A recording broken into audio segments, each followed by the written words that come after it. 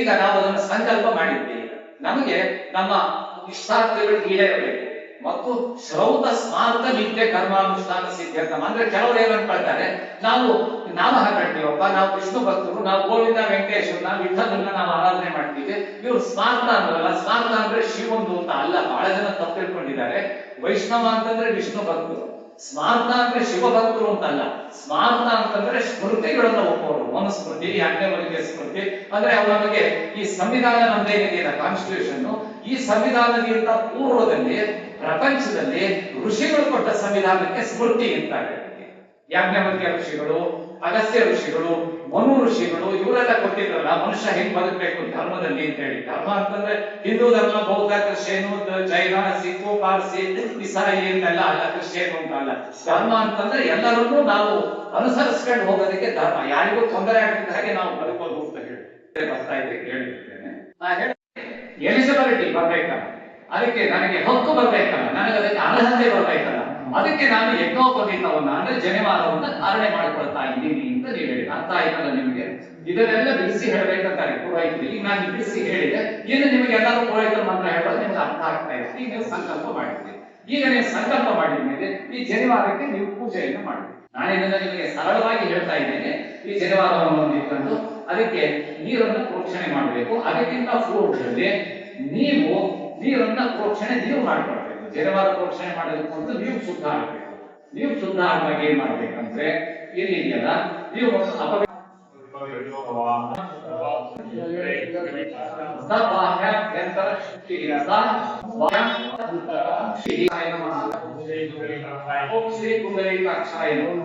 ಈ ನೀರನ್ನ ಪ್ರೋಕ್ಷಣೆ ಮಾಡ್ಕೊಳ್ಳುವಾಗ ಪುಂಡರೀಕಾಕ್ಷನನ್ನು ನಾನು ಧ್ಯಾನ ಮಾಡಿದರೆ ನನ್ನ ಅಂತರಂಗ ಬಹಿರಂಗ ಶುದ್ಧವಾಗುತ್ತೆ. ಶರಣರು ಅದನ್ನೇ ಹೇಳಲ್ಲ, ಅಂತರಂಗ ಶುದ್ಧಿ ಇದೆ, ಅಂತರಂಗ ಶುದ್ಧಿ ಇದೆ, ಬಹಿರಂಗ ಶುದ್ಧಿ. ಇದನ್ನು ವೇದ ಹೇಳೋದನ್ನೇ ಶರಣರು ಹೇಳ್ತಾರೆ. ಏನು ಬೇರೆ ಏನಲ್ಲ. ಅವರು ಶ್ರೇಷ್ಠ, ಇವರು ಶ್ರೇಷ್ಠ. ನೋಡಿ, ಅದು ನಾವು ಸಂಸ್ಕೃತದಲ್ಲಿ ಹೇಳಿದ್ರು, ಕನ್ನಡದಲ್ಲಿ ಹೇಳಿದ್ದಾರೆ. ಇದು ಅಂತರಂಗ ಬಹಿರಂಗ, ಬಾಹ್ಯಾಂತರ ಶುಚಿ. ಬಾಹ್ಯ ಎಕ್ಸ್ಟರ್ನಲ್, ಅಂತರಂಗ internal purification of the body and ನನ್ನದು ಮೈಂಡ್ ಅನ್ನು ನಾವು ಮಾಡ್ಕೊಂಡ್ರೆ ಈಗ ಅದನ್ನ. ಅದಕ್ಕೆ ಪುಂಡರೀಕಾಕ್ಷನನ್ನ ನೇರಳೆ ಮಂತ್ರದಲ್ಲಿ ಹೇಳಿ, ಬರೀ ಮಂತ್ರ ಹೇಳೋದಾಗೋದಿಲ್ಲ, ಪುಂಡರೀಕಾಕ್ಷನ ಏನೋ ಅಂತ ಹೇಳಿದ್ರು. ಈಗ ನೀವೇನ್ ಮಾಡ್ಬೇಕು, ಆಪೋಹಿತ ಸ್ನಾನ ಅಂತ ನೀವು ಮಾಡ್ಬೇಕು. ಈಗ ನೀರು ತಗೊಳ್ಳಿ. ಆಪೋ ಅಂದ್ರೆ ನೀರು. ಈ ಆಪೋಹಿತ ಮಂತ್ರ ಅಂತ ಹೇಳಿದ್ರೆ ನೀರು ಎಷ್ಟು ಒಳ್ಳೆಯದು, ನೀರನ್ನ ಹೊಗಳ ಮಂತ್ರ ಇದು. ತಾಯಿ ನೀರು, ನೀರೇ ನನಗೆ ತಾಯಿ, ನೀರೇ ನನಗೆ ದೇವರು, ನೀನಿದ್ರೆ ಸೃಷ್ಟಿ, ನೀನಿದ್ರೆ ಜಗತ್ತು, ನೀನಿದ್ರೆ ಬದುಕು, ನೀನಿದ್ರೆ ನಮಗೆ ಚೈತನ್ಯ. ಈಗ ನಮ್ಮ ದೇಹದೊಳಗೆ 70% ನೀರೇ ಇದೆಯಲ್ಲ, ರಕ್ತನೂ ನೀರೇನೆ, ಕಫಲ್ಲೂ ನೀರೇನೆ, ಜೀರ್ಣ ಮಾಡೋ ಆಸಿಡ್ ನೀರೇನೆ. ಹಾಗಾಗಿ ನಮ್ಮ ದೇಹದೊಳಗೆ ಇರೋದು 70% ನೀರೇ. ನಮ್ಮ ಭೂಮಿ ಒಳಗಿರೋದು 75% ನೀರೇ, ಸಮುದ್ರನೇ ಇರೋದಲ್ಲ. ಹಾಗಾಗಿ ಜಲದ ಸಕಲ ಪೂರಕ್ಕೆ ತಾಯಿಯಲ್ಲವೇ ಅಂತ ಕನಕದಾಸರು ಹೇಳಿದಾಗಲ್ಲ. ಅದನ್ನೇ ಕನಕದಾಸರಿಗಿಂತ ಪೂರ್ವದಲ್ಲಿ ವೇದ ಮಂತ್ರಗಳು ಉಷತೀರಿವ ಮಾತನ ಅಂತ ಹೇಳ್ತಾರೆ. ಅದನ್ನೇ ಕನಕದಾಸರು ಜಲದ ಸಕಲ ಪುರಕ್ಕೆ ತಾಯಿ ಎಂದರು. ಉಷ ಅಂತಂದ್ರೆ ನೀರು ಅಂತನಾಗುತ್ತೆ. ಉಷ ಅಂತಂದ್ರೆ ಸೂರ್ಯನ ಆರಂಭದ ಬೆಳಕಿಗೂ ಉಷ ಇರ್ತಾರೆ, ಉಷಾ ಕಾಲ ಅಂತಾರೆ. ಉಷ ಅಂದ್ರೆ ನೀರು ಅಂತ ಸಂಸ್ಕೃತದಲ್ಲಿ ತುಂಬಾ ಅರ್ಥ ಇರುತ್ತೆ. ಉಷತೀರಿವ ಮಾತನ ಅಂದ್ರೆ ನೀರೇ ತಾಯಿ. ಆ ಮಂತ್ರ ಹೇಳಿ ನೀರನ್ನ ಹೊಗಳೋ ಮಂತ್ರ ಇದು. ನೀರು ಈಗ ಆಪೋ ಇಷ್ಟ ನಾನು ಊರ್ಜೆ ಬರೀ ನೀರನ್ನ, ನನಗೆ ಶಕ್ತಿಯನ್ನು ನೀನೇ ಕೊಡ್ತಿ, ದದಾತು ಹೊಡ್ತಿ ನೀನು ಶಕ್ತಿಯನ್ನು ದದಾತನ ಮಹೇರಣಾಯ ಚಕ್ಷುಷೆ. ನೀವು ನಮ್ಮನ್ನೆಲ್ಲ ನೋಡ್ತಾ ಇದೀಯ, ಅದನ್ನ ಮಾಡ್ಕೊಳ್ಳಿ. ಸಸ್ಯ ಎಲ್ಲ ತೊಂದರೆಗಳನ್ನು ನಿವಾರಣೆ ಮಾಡ್ತೀಯ.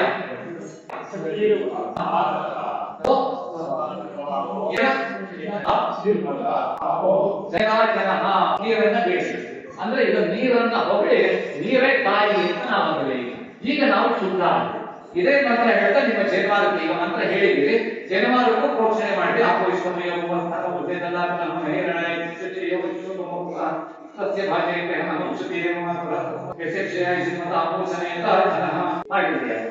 ಇದಾದ್ಮೇಲೆ ಘಟಿಕಾವನ ಮಂತ್ರ ಅಂತ ಹೇಳಿದೆ. ಘಟಿಕಾವನ ಅಂತ ಹೇಳಿ ಅವಾಗ ನೀವು ಅದನ್ನ ನಾನು ಮಂತ್ರ ಹೇಳುತ್ತೀನಿ. ಘಟಿಕಾವನ ಕಾರ್ಯಕ್ಷಮ ವಿಷ್ಣುವರ್ಷಿತವಾಗಿ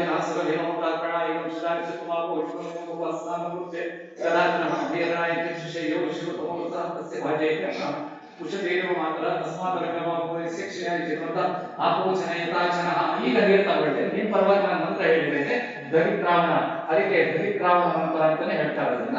ಈಗ ನೀರನ್ನ ಕೈಗೆ ಹಾಕೊಂಡು ಅದನ್ನ ನೀವು ಹೀಗೆ ಮೂಗಿನ ಹತ್ರ ತಗೊಂಡು ಆ ನೀರನ್ನ ಒಮ್ಮೆ ಮುಗಿಸಿ, ಕುಡಿಯೋದಲ್ಲ, ನೀರನ್ನ ಮುಗಿಸೋದು, ಮೂಗಿನ ಹತ್ರ ತಗೊಂಡು ಮುಗಿಸಿ ಆ ನೀರನ್ನ ಕೆಳಗೆ ಕೈಯನ್ನು ಶುದ್ಧಿ ಮಾಡಿಕೊಳ್ಳಿ. ಈಗ ಜನಿವಾರ ಶುದ್ಧಿ ಮಾಡಿದ್ದೀರಿ, ಅದಕ್ಕೆ ಸ್ವಲ್ಪ ಅರಿಶಿನ ಹುಡಿ ಹಾಕಿ ಅದನ್ನ ಹಳದಿ ಬಣ್ಣವಾಗಿ ಮಾಡ್ಕೊಳ್ಳಿ. ಸ್ವಲ್ಪ ಸಾಂಕೇತಿಕವಾಗಿ ಅದು ಶುದ್ಧ ಆಗುತ್ತೆ. ನೀವು ಎಷ್ಟೇ ನೀರಾಗಿ ಮಂತ್ರ ಹೇಳಿದ್ರು ಅರಿಶಿನ ಹಾಕಿದಾಗ ಒಂದು ರೀತಿಯ ಆಂಟಿಸೆಪ್ಟಿಕ್ ಆಂಟಿಬಯೋಟಿಕ್ ಇದ್ದಾಗೆ ಅರಿಶಿನ. ಹಾಗಾಗಿ ಅವ್ರು ಮಾಡೋ ಕೈಗೆ ಯಾವುದೋ ಬ್ಯಾಕ್ಟೀರಿಯಾಗಳು, ಆಮೇಲೆ ಅಲ್ಲಿ ಬರುವಾಗ ಯಾವುದೋ ಬ್ಯಾಕ್ಟೀರಿಯಾಗಳು, ಹಿಂದೆಲ್ಲ ಅವರು ಶನಿವಾರದ ನೋವನ್ನು ಅವರೇ ಹೊಸ್ಕೊಡ್ತಾ ಇದ್ರು ಹಿಂದಿನವರೆಲ್ಲ. ಅದು ಅದರೊಳಗೆ ಏನಾದ್ರು ಗಲೀಜುಗಳಾಗಿದ್ರೆ ಅವೆಲ್ಲವೂ ಶುದ್ಧ ಆಗ್ಬೇಕು ಅಂತ ಹೇಳಿ ಆ ಶನಿವಾರಕ್ಕೆ, ಆಮೇಲೆ ನೋಡೋದಕ್ಕೂ ಅದು ಚಂದ ಕಾಣಿಸ್ಬೇಕಲ್ಲ, ಬಿಳಿ ಬಣ್ಣದ ಹಳದಿ ಬಂದಾಗ ಅದೊಂದು ರೀತಿ ಚಂದವನ್ನು ಕಾಣಿಸುತ್ತೆ. ಅದನ್ನ ಹಾಗೆ ನೀವು ಆ ಜನಿವಾರದ ಶುದ್ಧೀಕರಣವನ್ನು ಈಗ ಮಾಡ್ಕೊಂಡ ಮೇಲೆ ಅದಕ್ಕೊಂದು ವರ್ಣವನ್ನು ನೀವು ಹಾಕೊಂಡ್ರಿ. ಅದನ್ನ ಆ ಜನಿವಾರವನ್ನು ನೀವು ಕಾಲಿಗೆ ಜೋಡಿಸಿ ಇಟ್ಕೊಂಡ್ರಿ. ಅದಕ್ಕೆ ಜೋರು ಅರಿಶಿನ ಪುಡಿ ಹಾಕಿ ನೀವು ಬಣ್ಣ ಮಾಡ್ಕೊಂಡ್ರಲ್ಲ, ಅದನ್ನ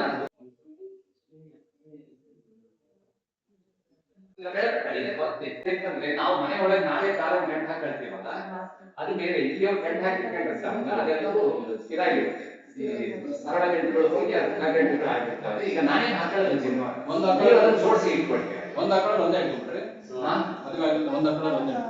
ಈಗ ನೀವು ಮದುವೆ ಆಗದೇ ಇರುವವರು ಒಂದು ಶನಿವಾರ, ಮದುವೆ ಆದವರು 2 ಶನಿವಾರ ಅದರೊಳಗೆ ನೀವು ಹೋಗಿ ಮುಂದಾಗಿ ಇಟ್ಕೊಳ್ಳೋದ್ರಿಂದ ನಿಮ್ಮ ಮನೆಗಾದ್ರು ಆಗ್ತದೆ. ಎಲ್ಲ ಬಿಡಿಸ್ಕೊಂಡಿದ್ದಾರಾ? ಎಲ್ಲ ಶನಿವಾರ ಬಿಡಿಸಿ ಕೊಡ್ತೀವಿ. ನೀವು ಒಂದು ಕನಿಷ್ಠ 10 ಮಾಡಬೇಕು, ಮನೆ ಪಕ್ಷ 3 ಗಾಯತ್ರಿ ಆಯ್ತು ಮಾಡಿ. ಮಾಡೋದಕ್ಕಿಂತ ಮುಂದೆ ಗಾಯತ್ರಿ ಸಂಕಲ್ಪವನ್ನ ನೀವು ಹೇಳಿ. ವಿಶ್ವಾಮಿತ್ರ ಋಷಿಗೆ ದೇವತಾ ಗಾಯತ್ರಿ ಮಹಾಮಂತ್ರ ಜಪಧ್ಯಾನಿ ಸಂಕಲ್ಪ ಇದೆ. ಈಗ ನಿಮಗೆ ಅದನ್ನ ಸಂಕಲ್ಪನೆ ಹೇಳಿದ್ರೆ ಮತ್ತೆ ಗಾಯತ್ರಿ ಜಪ ಮಾಡುವಾಗ ಆ ಸಂಕಲ್ಪವನ್ನ ಹೇಳಿದ್ರೆ ನಿಮಗೆ ಇದು ಹಿಡ್ಕೊಂಡಿದ್ದೀರಲ್ಲ, ಇದಕ್ಕೀಗ ನೀವು ಗಾಯತ್ರಿ ಮಂತ್ರವನ್ನ ಮಾಡಿ.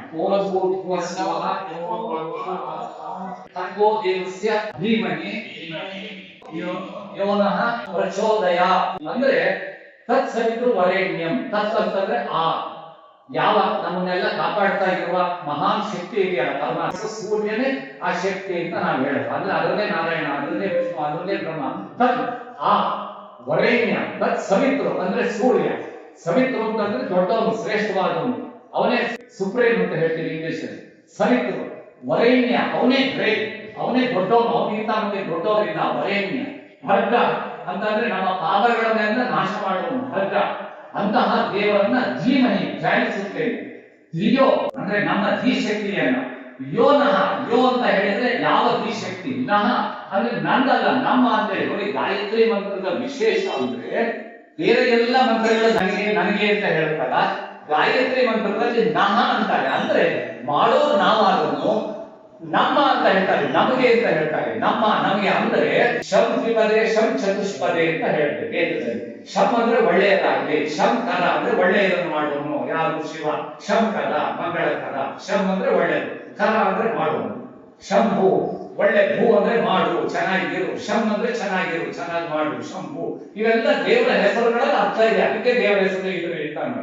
ಅರ್ಥ ಮಾಡ್ಕೊಳ್ಬೇಕು ಅಂತ ನೋಡಿ. ಅಂಥದ್ದು ನಮಗೆ ಒಳ್ಳೆಯದನ್ನ ಅಂದ್ರೆ ನಮಗೆ ಅಂದ್ರೆ ಶಂ ದ್ವಿಪದೆ ಅಂದ್ರೆ ಎಡಕಾಲ್ನವರಿಗೆ, ಶಂ ಚತುಷ್ಪದೆ 4 ಕಾಲ್ನವರಿಗೂ, ಕತ್ತೆಗೂ ಒಳ್ಳೆದಾಗ್ಲಿ, ನಾಯಿಗೂ ಒಳ್ಳೆದಾಗ್ಲಿ, ಹಂದಿಗೂ ಒಳ್ಳೆದಾಗ್ಲಿ, ಜರಿಗೂ ಒಳ್ಳೆದಾಗ್ಲಿ, ಕಪ್ಪೆಗೂ ಒಳ್ಳೆದಾಗ್ಲಿ, ಎಡಿಗೂ ಒಳ್ಳೆದಾಗ್ಲಿ, ಸೊಳ್ಳೆಗೂ ಒಳ್ಳೆದಾಗ್ಲಿ, ನೊಣಕ್ಕೂ ಒಳ್ಳೆದಾಗ್ಲಿ ಅಂತ ಹೇಳಕ್ಕೆ ಯಾರಾದ್ರೂ ಇದ್ರೆ ಅದು ಭಾರತದ ನಮ್ಮ ವೇದಕಾಲದವರು ಮಾತ್ರ ಹೇಳ್ತಾರೆ.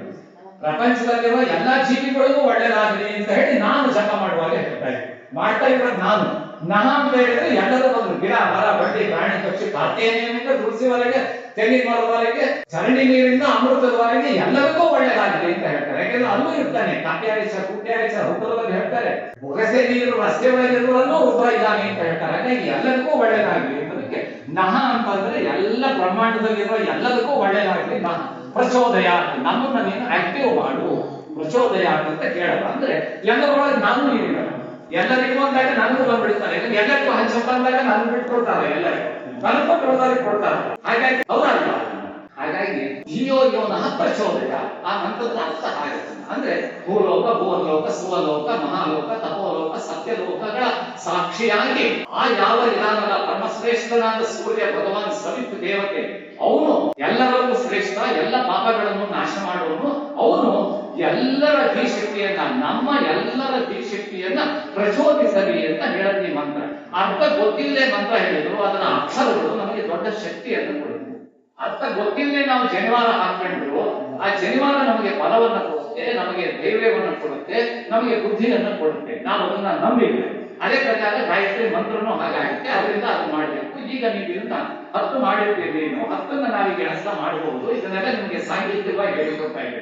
ಯಾಕೆಂದ್ರೆ ಅದೆಲ್ಲ ಮಾಡ್ತಾ ಹೋದ್ರೆ ಮಧ್ಯಾಹ್ನದವರೆಗೆ ಆಗಿ. ಈಗ ಈ ಜನಿವಾರವನ್ನ ನೀವು ಧಾರಣೆ ಮಾಡಿಕೊಡ್ತೀವಿ. ಆಮೇಲೆ ಮಂತ್ರ ಹೇಳುವಾಗ ನಾನು ವಿಶ್ವಾಮಿತ್ರ ಋಷಿ, ದೇವಿ ಗಾಯತ್ರಿ ಚಂದ್ರ, ಸವಿತಾ ದೇವತ ಗಾಯತ್ರಿ ಮಹಾಮಂತ್ರ ಜಪಧ್ಯಾನ ವಿನಿಯೋಗ ಅಂತ ಆಮೇಲೆ ಹೇಳಿಕೊಡ್ತೀನಿ ನಿಮಗೆ. ಇದನ್ನ ಜನಿವಾರಕ್ಕೆ ಹೇಳುವಾಗ ನಾನು ವಿಶ್ವಾಮಿತ್ರರಲ್ಲಿ ಪರಮಾತ್ಮ ದೇವತ ಅಂತ ಹೇಳಿಲ್ಲ, ಅಂದ್ರೆ ಪರಮಾತ್ಮ ಇಲ್ಲಿ, ಆಮೇಲೆ ದೇವಿ ಗಾಯತ್ರಿ ಅಲ್ಲಿ ಸವಿತಾ ದೇವತೆಗೆ ಅವಾಗ ಬರ್ತೀನಿ ಸಂಕಲ್ಪದಲ್ಲಿ. ಪ್ರತಿಯೊಂದು ನಾವು ಕ್ರಿಯೆ ಮಾಡುವಾಗಲೂ ಸಂಕಲ್ಪ ಪೂರ್ವಕವಾಗಿ ಮಾಡಬೇಕಂತ ಇದೆ. ಈಗ ಈ ಜನಿವಾರವನ್ನ ನಾವು ಸೂರ್ಯ ಮೂಡಿದ ಮೇಲೆ ಜನಿವಾರ ಹಾಕೊಳ್ಬೇಕು ಅಂತ ಇದೆ. ತೀವ್ರ ಬ್ರಾಹ್ಮಿ ಮುಹೂರ್ತದಲ್ಲಿ ಜನಿವಾರವನ್ನು ಹಾಕೊಳ್ಬಾರ್ದು ಅಂತಿದೆ. ಬೇರೆಲ್ಲ ಬ್ರಾಹ್ಮಿ ಮುಹೂರ್ತ ಒಳ್ಳೆಯದು, ಆದರೆ ಜನಿವಾರ ಹಾಕೊಳ್ಳುವಾಗ ಸೂರ್ಯ ನೆತ್ತಿಗೆಯಲ್ಲಿ ಏರಿರ್ಲಿಲ್ಲ, ಇನ್ನು ಅದೇ ತಾನೇ ಉದಯ ಆಗಿರುತ್ತಲ್ಲ ಸೂರ್ಯ, ಬಟ್ ಸೂರ್ಯನಿಂದ ಕಾಣಿಸ್ಬೇಕಂತ. ಯಾಕೆ ಅಂತ ಹೇಳಿದ್ರೆ ಇದೆಲ್ಲದೂ ಸೂರ್ಯನನ್ನ ನಾವು ಮುಖ್ಯವಾಗಿ ಮಾಡುವಾಗ ನಾವು ಪೂರ್ವಾಭಿಮುಖವಾಗಿ ಕೂತ್ಕೊಂಡು, ಯಾರಾದ್ರೂ ಮಾಡ್ಸಕ್ಕೆ ಯಾರಾದ್ರೂ ಬರದ್ ಹೋದಾಗ ಉಪನಯನಕ್ಕೋ ಉಪಕರಣಕ್ಕೋ ಮಾಡಿಸುವ ಯಾರು ಪುರೋಹಿತರು ಬಂದಿರ್ತಾರಲ್ಲ ಅವ್ರು ಪೂರ್ವಾಭಿಮುಖವಾಗಿ, ಮಾಡಿಸ್ಕೊಳ್ಳೋರು ಇರ್ತಾರಲ್ಲ ಅವ್ರು ಉತ್ತರಾಭಿಮುಖವಾಗಿ ಕೂತ್ಕೊಳ್ಬೇಕು. ಈಗ ನಾನ್ ಎಲ್ಲಿ ಕೂತ್ಕೊಳ್ಬೇಕಾಗಿತ್ತು ಅಂದ್ರೆ ಪೂರ್ವಾಭಿಮುಖವಾಗಿ, ನೀವು ಕೂತ್ಕೊಳ್ಬೇಕಾಗಿತ್ತು ಉತ್ತರಾಭಿಮುಖವಾಗಿ ಕೂತ್ಕೊಳ್ಬೇಕು. ಅಂತಂದ್ರೆ ನೀವು ದಕ್ಷಿಣಕ್ಕೆ ಕೂತಿರ್ತೀವಿ, ನಿಮ್ ಮುಖ ಉತ್ತರಕ್ಕೆ. ನಾವು ಪೂರ್ವಾಭಿಮುಖವಾಗಿ ಇದ್ರೆ ನಾವು ಪಶ್ಚಿಮಕ್ಕೆ ಕೂತಿರ್ತೀವಿ, ನಾವು ಪೂರ್ವಾಭಿಮುಖವಾಗಿ ನಾವು ತಿರುಗಿರ್ತೀವಿ. ನಾವು ನಮ್ಮ ಮೇಲೆ ಸೂರ್ಯ ಇರಬೇಕು, ನಿಮ್ ಮೇಲೆ ಪೂರ್ವ ಮತ್ತು ಉತ್ತರದ ಯಾವ ಈಶಾನ್ಯ ಸೂರ್ಯ ನಿಮ್ ಮೇಲೆ ಬಂದಿರ್ಬೇಕು. ಅದು ಹಾಗೆ ಬಂದಿರ್ಬೇಕಂತಿದೆ. ಈಗ ತಪ್ಪಿಲ್ಲ, ಅವನೇ ನಮ್ಗೆ ಬಂದ್ರೆ ಮುಗಿತು. ಈಗ ಈ ಜನಿವಾರದ ಗಂಟು ಇಲ್ಲಿ ಬಂದಿರ್ಬೇಕು, ಮುಂಭಾಗಕ್ಕೆ ಬಂದಿರ್ಬೇಕು ಜನಿವಾರದ ಗಂಟು. ಅಂದ್ರೆ ನಾವೇನು ಹಿಂಗೆ ಇಟ್ಕೊಳ್ತೀವಲ್ಲ, ಈಗ ಹಿಂಗೆ ಇಟ್ಕೊಳ್ತೀವಿ, ಹೀಗೆ ಇಟ್ಕೊಳ್ಬೇಕು. ಇಲ್ಲಿ ಇದೆಯಲ್ಲ ಹೀಗೆ, ಹೀಗೆ ಈ ಜನಿವಾರದ ಗಂಟು ಮುಂಭಾಗ, ಹಿಂಭಾಗ ಮತ್ತು ಮೇಲ್ಭಾಗ. ಈಗ ನಾನು ತೋರಿಸಿದ್ದೇನೆ ಗೊತ್ತಾಗಿತ್ತು. ಹಿಂಗೆ ಎಡಗಡೆ ಜನಿವಾರ ಬಲಗೈ ಮೇಲ್ ಬರಬೇಕು, ಎಡಗೈ ಅಲ್ಲಿ ಹಿಡ್ಕೋತಾವ. ಕನ್ನಡಿ ಒಳಗೆ ನೋಡಿ ಈಗ ನಾನು ನನ್ನದು ಬಲಗೈ, ನನ್ನದು ಬಲಗೈ ಮೇಲಿದೆ, ಎಡಗೈ ಕೆಳಗಿದೆ. ನಿಮ್ಮದು ಬಲಗೈ ಮೇಲಿರ್ಬೇಕು, ಎಡಗೈ ಕೆಳಗಿರ್ಬೇಕು, ಬಲಗೈ ಮೇಲಿರ್ಬೇಕು. ಈಗ ಈ ಜನಿವಾರದ ಗಂಟು ಮೇಲಿದೆ, ಇದನ್ನ ಸೂರ್ಯನಿಗೆ ತೋರಿಸ್ಕೊಳ್ತಾ. ಇದನ್ನ ಪರಮಂ ಪವಿತ್ರಂ ಪತೇಯ ಅಗ್ರ್ಯಂ ಏತಂ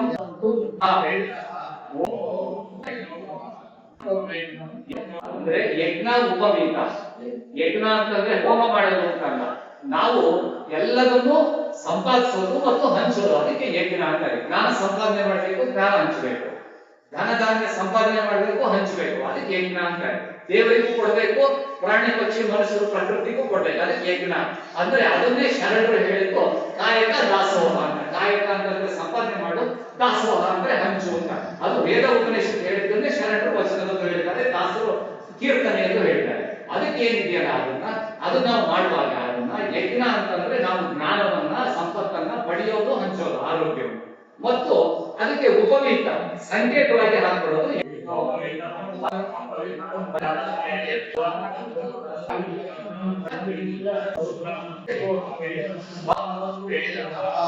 ಹೇಳಿ ನಾವು ಹೀಗೆ ಹಾಕೊಳ್ತೇವೆ. ನಮ್ಮ ಬಲಗಡೆ ಹೆಗಲಿನಿಂದ ಅದು ಎಡಗಡೆಗೆ, ಅದರ ಎಡಗಡೆಯ ಹೆಗಲಿನಿಂದ ನಮ್ಮ ಬಲಗಡೆಗೆ ಅದು ಹೀಗೆ ಬರಬೇಕು. ಅಂದ್ರೆ ಅದು ನಮ್ಮ ಬಲಕ್ಕೆ ಬರಬೇಕು.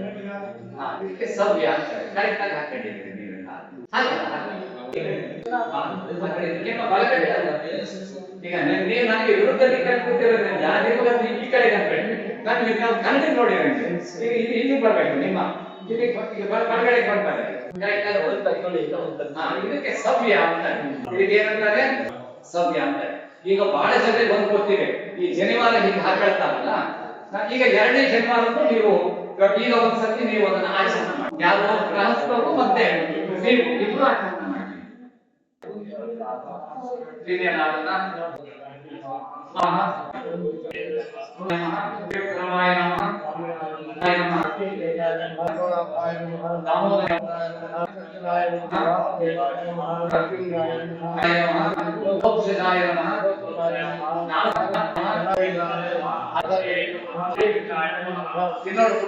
ಮೊದಲನೇ 3 ಮಾತ್ರ ನೀರು ಕುಡಿಯೋದು, ಆಮೇಲೆ ಎಲ್ಲದನ್ನು ನಾವು ದೇಹವನ್ನು ಮುಟ್ಕೊಳ್ಬೇಕು.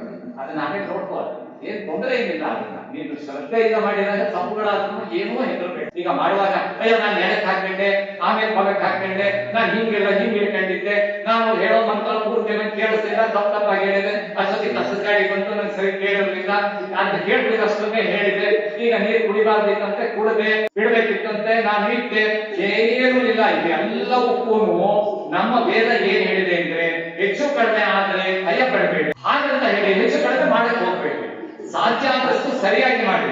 ಅಕಸ್ಮಾತ್ ಹೆಚ್ಚು ಕಡಿಮೆ ಆದ್ರೆ ನೀವು ಕೊನೆಗೆ ಹೇಳ್ತೀರಿ ಅದಕ್ಕೆ ಪರಿಹಾರ ಇದೆ ಅಂತ ಹೇಳಿದ್ರೆ ಯಾರು ಚಿಂತೆ ಪಡಬೇಕಾಗಿಲ್ಲ. ಆದ್ರೆ ಕಾಯಿಲೆ ಬಂದ್ರೆ ಡಾಕ್ಟರ್ ಹೋಗಿ ಔಷಧಿ ತಗೊಳ್ಳೋದಕ್ಕಿಂತ ಕಾಯಿಲೆ ಬರ್ದೇದಂಗಿರೋದು ಒಳ್ಳೇದು, ಹೌದಾ ಅಲ್ಲ? ಹಾಗಾಗಿ ಮಾಡುವಾಗನೇ ಸರಿಯಾಗಿ ಮಾಡೋದು ಒಳ್ಳೇದು. ಅಕಸ್ಮಾತ್ ಹೆಚ್ಚು ಕಡಿಮೆ ಆಗಿರಪ್ಪ, ನನ್ ತಪ್ಪಲ್ಲ, ಕೋವಿಡ್ ಎಲ್ಲರಿಗೂ ಅಂತ ನಾನು ಬಂತು, ನಾನೇನು ತಂದ್ಕೊಳ್ಳಿಲ್ಲ, ಮತ್ತೆ ಡಾಕ್ಟರ್ ಹತ್ರ ಹೋಗ್ಲೇಬೇಕು. ಅದಕ್ಕೆ ಅಕಸ್ಮಾತ್ ಹೆಚ್ಚು ಕಡಿಮೆ ಆಗಿಲ್ಲ ಅಂದಾಗ ಅದಕ್ಕೆ ಪ್ರಾಯಶ್ಚಿತ್ತ ಮಂತ್ರ ಇದೆ, ಹೇಳ್ಕೊಡ್ತೀನಿ ನಾನು. ಈಗ ನೀವು ಆಚರಣೆ ಮಾಡಿದ್ರೆ 2ನೇ ಶನಿವಾರವನ್ನು ನೀವೀಗ ಹಾಕೊಳ್ಬಹುದು. ಅಂದ್ರೆ ನೀವೀಗ ಗೃಹಸ್ಥರು ಎಲ್ಲರೂ ಒಟ್ಟಿಗೆ ಹಾಕೊಂಡಿದ್ದೀರಾ, ಸರಿಯಾಗಿ ಅದೇನು ತೊಂದರೆ ಇಲ್ಲ. ಅದನ್ನೊಂದ್ಸತಿ ಇದನ್ನೊಂದ್ಸತಿ ಬೇರೆ ಹಾಕೊಳ್ಳಬೇಕು. ನೀವು ಎಲ್ಲರೂ ಸೇರಿಸಿ ಹಾಕ್ಬೇಕು. ಎಲ್ಲರೂ ಹಾಕೊಳ್ಳೋದೇ ಇದ್ದವರು ಇನ್ನೊಂದ್ಸಲ ಅಲ್ಲಿ ಹೇಳಿದ್ರೆ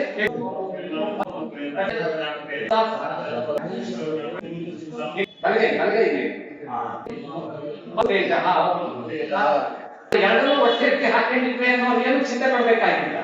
ಅವ್ರು ಮಂತ್ರ ಹೇಳಿದ್ರಿ ಮಾಡಿದಿರಿ ಶ್ರದ್ಧೆಯಿಂದ. ನೀವೇನು ಅಯ್ಯೋ ಅವ್ರೆಲ್ಲ 3 ಜನ ಮಾತ್ರ ಮೊದಲು ಹಂಗಲ್ಲ, ನೀವು ಅಷ್ಟೇ ಅವರಿಗೂ ಅಷ್ಟೇ. ಎಲ್ಲರಿಗೂ ಈಗ ಬಂದಿರೋದು ಕೊನೆಯ ಫಲಿತಾಂಶ ಒಂದೇ ಅಲ್ಲ. ನೀವು ಹಿಂಗೆಂಗೋ ಹೊಸವರ್ಗ ಸುತ್ಕೊಂಡು ಬೆಂಗಳೂರಿಗೆ ಹೋದ್ರು ಬೆಂಗಳೂರಿಗೆ ಹೋಗ್ತೀವಿ, ಹೀಗೆ ಸೀದಾ ನೀವು ಶಿರಾದಲ್ಲಿ ಹೋದ್ರು ಬೆಂಗಳೂರಿಗೆ ಹೋಗ್ತೀವಿ.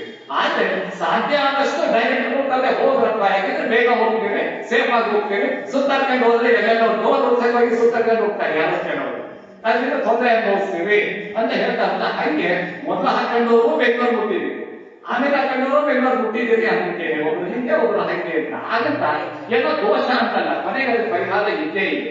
ಈಗ ನೀವು ಮತ್ತೊಂದು ಸಲ ಆಚರಣೆ ಮಾಡಿದ್ದೀರಿ, 2ನೇ ಸಲ ಹಾಕೊಂಡು ಇನ್ನೊಂದ್ಸಲ ಆಚರಣೆ ಮಾಡಿದ್ದೀರಿ. ಈಗ ಆದ್ಮೇಲೆ ಈಗ ನಿಮ್ಮಲ್ಲಿ ಜನ್ಮಾರ ಬಂತು. ಈಗ ನಿಮ್ಮದು ಇರೋ ಜನ್ಮಾರವನ್ನು ತೆಗಿಬೇಕು. ನೀವು ಆ ಇರೋ ಜನ್ಮಾರ ತೆಗೆಯೋದಕ್ಕಿಂತ ಮೊದಲು ಈ ಜನಿವಾರಕ್ಕೆ ನೀವೇನೀಗ ಹಾಕೊಂಡ್ರೆ ನಿಮಗೆ ಸಾಂಕೇತಿಕವಾಗಿ ನಾನು ಹಾಕೊಂಡು ತೋರಿಸಿದ್ದು, ನಾನು ಗೃಹಸ್ಥ ಅಲ್ಲ, ನನಗೆ ಇದನ್ನು ತೆಗಿಬೇಕು ಈಗ ಹಾಕೊಂಡಿರೋದು. ಅದನ್ನ ತೆಗೆಯೋದಕ್ಕಿಂತ ಪೂರ್ವದಲ್ಲಿ ನಾನೀಗಾಗಲೇ ಹಾಕೊಂಡಿರೋ ಜನ್ಮಾರ ಇದೆಯಲ್ಲ, ನೀವು 2 ಜನ್ಮಾರ ಸೇರಿಸ್ಕೊಂಡು ಅದಕ್ಕೆ ಒಂದು ಕನಿಷ್ಠ 10 ಎಲ್ಲೇ ಹೋದ್ರೆ ಒಂದು 3 ಗಾಯತ್ರಿಯನ್ನು ಮಾಡಿ ನೋಡಿ.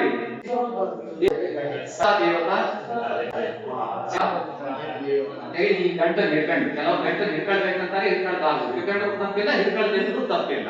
ಅದು ಅವ್ರು ನೀವು ಹೆಂಗ್ತಿರಿ ಅವ್ರು ಮಾಡ್ಬೋದು, ಅದು ಸರಿ. ಈಗ ಒಂದು ಕನಿಷ್ಠ ಒಂದು 3 ಗಾಯತ್ರಿ ಮಾಡ್ತೀವಿ.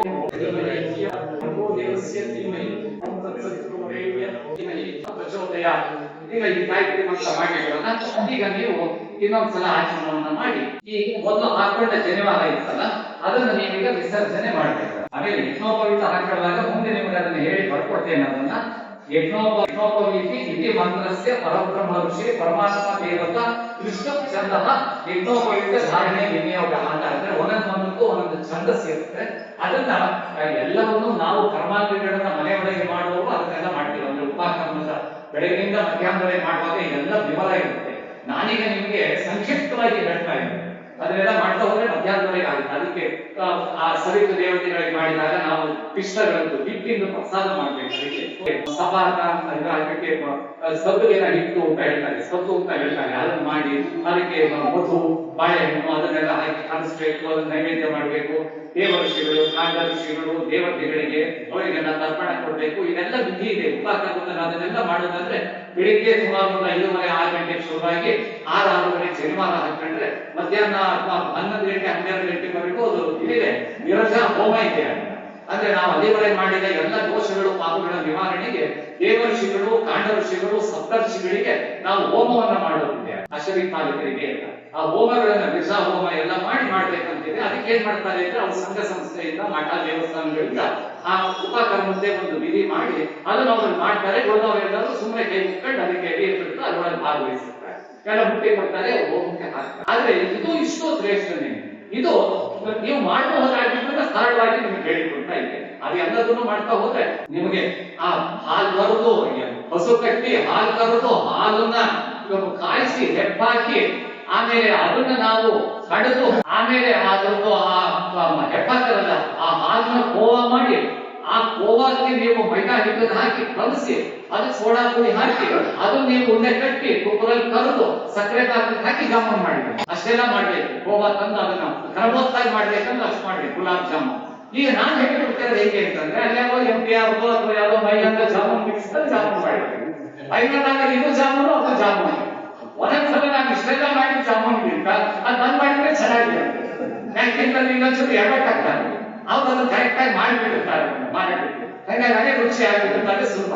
ಈಗ ನಾನು ಹೇಳ್ತಾ ಇರೋದು ಜಾಮೂನ್ ಮಿಕ್ಸ್ ಜಾಮೂನ್ ಮಾಡಿ, ಆದ್ರೆ ಫೈನಲ್ ಆದ್ರೆ ಜಾಮೂನ್ ಮಿಕ್ಸ್ ಒಂದೊಂದ್ಸಲ ಇದೇ ಚೆನ್ನಾಗಿ ನೀವು ಅತ್ಯಂತ ಉದ್ದನಾಗಿ ಮಾಡುವಾಗ ಅಯ್ಯೋ ಯಾಕಾದ್ರೆ ಇಷ್ಟು ಮಾಡ್ತಾರಪ್ಪ, ಯಾವಾಗ ಮುಗಿಯುತ್ತೋ ಯಾಕೋ ಆಗ್ತೀರಿ ಅದು ಇದು ಅನ್ನೋದಕ್ಕಿಂತ ಶಾಂತ ಆಗಿ ಮುಗಿಸಿದಾಗ ಎಷ್ಟು ಚಮತ್ಕಾಗಿ ಮುಗಿಸಿರೋಲ್ಲಪ್ಪ, ಅವಾಗ ನಿಮ್ಗೆ ಶ್ರದ್ಧೆ ಇರುತ್ತೆ. ಒಂದೊಂದ್ಸಲ ಅದಕ್ಕಿಂತ ಇದೇ ನಿಮಗೆ ಪ್ಲಸ್ ಪಾಯಿಂಟ್ ಆಗಿದೆ. ಯಾಕೆಂತಂದ್ರೆ ಇಂಟ್ರೆಸ್ಟ್ ಮತ್ತೆ ಇನ್ವಾಲ್ವ್ಮೆಂಟ್ ಇಂಗ್ಲಿಷ್ ಅಲ್ಲಿ ಅಂದ್ರೆ ಶ್ರದ್ಧೆ, ತೊಡಗಿಕೊಳ್ಳುವಿಕೆ, ಭಾಗವಹಿಸುವಿಕೆ, ಆಸಕ್ತಿ ಅದರಲ್ಲಿ ಇದರಲ್ಲಿ ಜಾಸ್ತಿ ಬರುತ್ತೆ. ಹಾಗಾಗಿ ನಿಮಗೆ ಇದನ್ನ ಸಂಕ್ಷಿಪ್ತವಾಗಿ ಯಾರನ್ನ ನಾಳೆ ವಿಡಿಯೋನ ನೋಡಿದವರು ಇವನೇ ಇದನ್ನೆಲ್ಲ ಒಂಥರ ಚಿಟಿಕೆ ಒಳಗೆ ಮಾಡಿದ ಅಲ್ಲ, ಇದು ನಿಮಗೆ ಸಂಕ್ಷಿಪ್ತವಾಗಿ ಹೇಳಿಕೊಡ್ತಾ ಇದೆ. ಇಲ್ಲೇ ಹೋದ್ರೆ ತುಂಬಾ ದೀರ್ಘವಾಗಿದೆ, ಅದನ್ನ ಅದು ಬೇಕು ಇದು ಬೇಕು ಎಲ್ಲದನ್ನು ಇದನ್ನೇ ಬ್ರಾಹ್ಮಣಾಗಿ 3 ಹೊತ್ತು ಡಿವೈಡ್ ಮಾಡೋದು. ತ್ರಿಕಾಲ 3 ಹೊತ್ತು ಅಂದ್ರೆ 3 ವೇಳೆ ಜನ್ಮದ ಹಾಕಿದ್ರೆ ಅದು ಒಂದಿದೆ ವೈಶ್ಯ, ಅದನ್ನು ಅಗ್ನಿಯನ್ನ ಇಟ್ಕೊಳ್ಬೇಕು ಅಂತ ಇದೆ. ಅವ್ರು ಎಲ್ಲದನ್ನು ಅಗ್ನಿ ಮುಖ್ಯನ ಮಾಡ್ಬೇಕು. ಭೂಮಿ ಅಗ್ನಿ, ಅಂತರಿಕ್ಷದಲ್ಲಿ ವರುಣ, ಆಕಾಶದಲ್ಲಿ ಸೂರ್ಯ, ಅವನೇ ಅಗ್ನಿ. ಆ ಅಗ್ನಿನ ತ್ರೇತಾಗ್ನಿಯಿಂದ ಇಟ್ಕೊಳ್ಬೇಕು. ಉಪನಯನ ಆದ್ಮೇಲೆ ಉಪನಯನ ಆದದ್ದು ತ್ರೇತಾಗ್ನಿ ಅಂದ್ರೆ ಗಾರ್ಹಪತ್ಯ, ಆಹವನೀಯ, ದಕ್ಷಿಣಾಗ್ನಿ ಅಂತ ಇಟ್ಕೊಳ್ಬೇಕು. ಗಾರ್ಹಪತ್ಯ ಅಗ್ನಿ ಅಂತಂದ್ರೆ ಮನೆ ಒಳಗೆ ನಾವೆಲ್ಲ ಬಳಸ್ತೀವಲ್ಲ ಬೆಂಕಿ ಅಗ್ನಿ, ಅದು ಗಾರ್ಹಪತ್ಯ ಅಗ್ನಿ ಅಂತ ಆಗಿರುತ್ತೆ. ಉಪನಯನ ಆದಾಗ ಮನೆಗೆ ಆ ಹೋಮದ ಬೆಂಕಿಯನ್ನು ತಗೊಂಡು ಬಂದು ಅದು ಪ್ರತಿ ದಿವಸ ಮನೆ ಒಳಗೆ ಇಟ್ಕೊಂಡು 3 ಹೊತ್ತು ಸಂಧ್ಯಾವಂದನೆ ಮಾಡಿ 3 ಹೊತ್ತು ಅಗ್ನಿ ಕಾರ್ಯವನ್ನು ಮಾಡಿ, ಬೆಳಿಗ್ಗೆ ಮಧ್ಯಾಹ್ನ ಅಗ್ನಿಗೆ ತುಪ್ಪವನ್ನ ಹಾಕಿ, ಸಾಯಂಕಾಲ ಹಾಲನ್ನ ಅಗ್ನಿಗೆ ಕೊಟ್ಟು ನಾವು ಅಗ್ನಿಯನ್ನ ಕಾಪಾಡಿಕೊಳ್ಬೇಕು ಅಂತಿದೆ. ಹಾಲು ಕೊಡೋದು ಅಂದ್ರೆ ಹಾಲು ನೈವೇದ್ಯ ಮಾಡೋದು. ಹಾಲು ಸೋದ್ರೆ ಬೆಂಕಿ ಆರುತ್ತೆ, ಅದಕ್ಕೆ ಕೊರೋನಾಶ ಅಂತ ಬರುತ್ತೆ. ಅದರೊಳಗೆ ಬೆಂಕಿ ಇರಬೇಕು, ಸಗಣಿಯ ಉಂಟೆ ಅದರೊಳಗೆ ಬೆಂಕಿ ಇಟ್ಕೊಂಡು 3 ಹೊತ್ತು ಅದನ್ನ ಅದಕ್ಕೆ ಗಾರ್ಹಪತ್ಯ ಮನೆ ಒಳಗೆ ಉಪಯೋಗಿಸ ಅಗ್ನಿ. ಆಹವನೀಯ ದೇವತೆಗಳನ್ನ ಆವಾಹನೆ ಮಾಡಿ ಯಜ್ಞದಲ್ಲಿ ಹವಿಸ್ಸನ್ನು ಕೊಡುವ ಅಗ್ನಿ. ದಕ್ಷಿಣಾಗ್ನಿ ಅಂದ್ರೆ ಇವೇದಾಗ್ನಿ ಅಕಸ್ಮಾತ್ ಹೆಚ್ಚು ಕಡಿಮೆ ಅಂದ್ರೆ ಸ್ಟ್ಯಾಂಡ್ ಬೈ ಇನ್ವರ್ಟರ್ ಇದ್ದಂಗೆ, ಒಂದು ಸ್ಟೆಪ್ನಿ ಇದ್ದಂಗೆ ಯಾವೊಂದು ಅಗ್ನಿ, ಈ 3 ಕಾಪಾಡಬೇಕು. ಅದಕ್ಕೆ 3 ಎಳೆ ಶನಿವಾರ, 3 ಅಗ್ನಿಯನ್ನ ಕಾಪಾಡುವುದಕ್ಕೆ 3 ಎಳೆ ಶನಿವಾರ. ಈ ಅಗ್ನಿ ನಮಗೆ ಎಲ್ಲದನ್ನು ಕೊಡುತ್ತೆ ಅನ್ನೋದು, ಅದನ್ನ ನಾವು ಕಾಪಾಡಬೇಕು. ಅದನ್ನ ಈ ಅಗ್ನಿ ಒಳಗೆ ನಾವು ಹೋಮವನ್ನ ಮಾಡುವಾಗ ಸೋಮ ರಸವನ್ನ ಅಂದ್ರೆ ಹೆಂಡ ಅಲ್ಲ, ಸೋಮರಸ ಅಂತಂದ್ರೆ ಅಮೃತ ಸಮಾನವಾದ ಸೋಮ ಅನ್ನೋ ಬಳ್ಳಿ ಹಿಮಾಲಯದಲ್ಲಿ ಇರುತ್ತಂತೆ. ಅದನ್ನ ತಂದು ಚೆಚ್ಚಿ ಅದರ ರಸವನ್ನ ತೆಗೆದು ಇಂದ್ರನಿಗೆ ಕೊಟ್ಟು ನಾವು ತಗೊಳ್ಬೇಕು. ಅದಕ್ಕೆ ಸೋಮ ಯಾಗ ಅಂತಾರೆ. ಈ ಸೋಮಯಾಗ ಶ್ರೇಷ್ಠವಾದ ಯಾಗ ಕ್ಷತ್ರಿಯರು ಬ್ರಾಹ್ಮಣರಿಂದ ಮಾಡಿಸುವುದು, ವೈಶ್ಯರು ಬ್ರಾಹ್ಮಣರಿಂದ ಮಾಡಿಸುವುದು. ಅವರು ಕ್ಷತ್ರಿಯರಾದವರು ರಾಜಸ್ವ ಯಾಗ, ಆಮೇಲೆ ವಾಜಪೇಯಿ ಯಾಗ, ಆಮೇಲೆ ಸೌತ್ರಾಮಣಿ ಯಾಗ, ಈ ಯಾಗಗಳನ್ನೆಲ್ಲ ಕ್ಷತ್ರಿಯರು ಮಾಡೋದು ಕೇಳಿ ಎಲ್ಲವೂ ಶ್ರೇಷ್ಠವಾದ ಯಾಗ. ಇದನ್ನೆಲ್ಲ ಮಾಡುವಾಗ 3 ಹೊತ್ತು ಸ್ತವನ ಅಂತ ಇರುತ್ತೆ. ಪ್ರಾತಃ ಸ್ತವನ, ಮಧ್ಯಾಹ್ನ ಸ್ತವನ, ಸಾಯಂಕಾಲ ಸ್ತವನ ಅಂತ 3 ಸತ್ಯ ಆ ರಸವನ್ನ ತೆಗೆದು ಅಗ್ನಿಗೆ ಕೊಡೋದು, ನಾವು ತಗೊಳ್ಳೋದಿರುತ್ತೆ. ಈ 3 ಮಾಡಬೇಕು ಅನ್ನೋದಕ್ಕೆ 3 ಹೇಳಿ ಜನಿವಾರ. ನಾನು ಹೇಳಿದಷ್ಟು ಇದೆ ಇದು. ಹಾಗಾಗಿ ಸೃಷ್ಟಿ ಸ್ಥಿತಿ ಲಯ ಇಟ್ಕೊಳ್ಳಿ. ಬ್ರಹ್ಮ ವಿಷ್ಣು ಮಹೇಶ್ವರ ಇದ್ದಾರೆ. ಯಾವ್ಯಾವ್ದು 3 ಒಳ್ಳೇದಿದೆಯೋ ಅದು ಎಲ್ಲದೂ ಜನ್ಮಾರದಲ್ಲಿದೆ. ಯಾವ್ದು 3 ಕೆಟ್ಟದ್ದಿದೆಯೋ ಅದನ್ನು ಬಿಡಬೇಕು ಅನ್ನೋದು 3 ಎಳೆ ಒಳಗೆ ಸಂಕೇತ ಇದೆ. ಒಳ್ಳೆಯದನ್ನ ಇಟ್ಕೋ, ಕೆಟ್ಟದನ್ನ ಬಿಡುವ 3 ಯಾವ್ದಿದೆಯೋ ಎಲ್ಲವನ್ನೂ ನಾವು ವಿಭಾಗ ಮಾಡಿದಾಗ 3ರಲ್ಲೇ ಬರುತ್ತೆ. ಅದ್ರಲ್ಲಿ ಎಲ್ಲದನ್ನು ಅದು ಹೇಳಿದೆ. ಹಾಗಾಗಿ ತ್ರಿಕಾಲ ಶುದ್ಧಿ ಇರಬೇಕು, 3ನೇ ಹೇಳುತ್ತೆ. ಹಾಗಾಗಿ ನೀವೀಗ ಈ ಜನಿವಾರವನ್ನ ನೀವೀಗ ವಿಸರ್ಜನೆ ಮಾಡುವುದು ಬರಬಹುದು.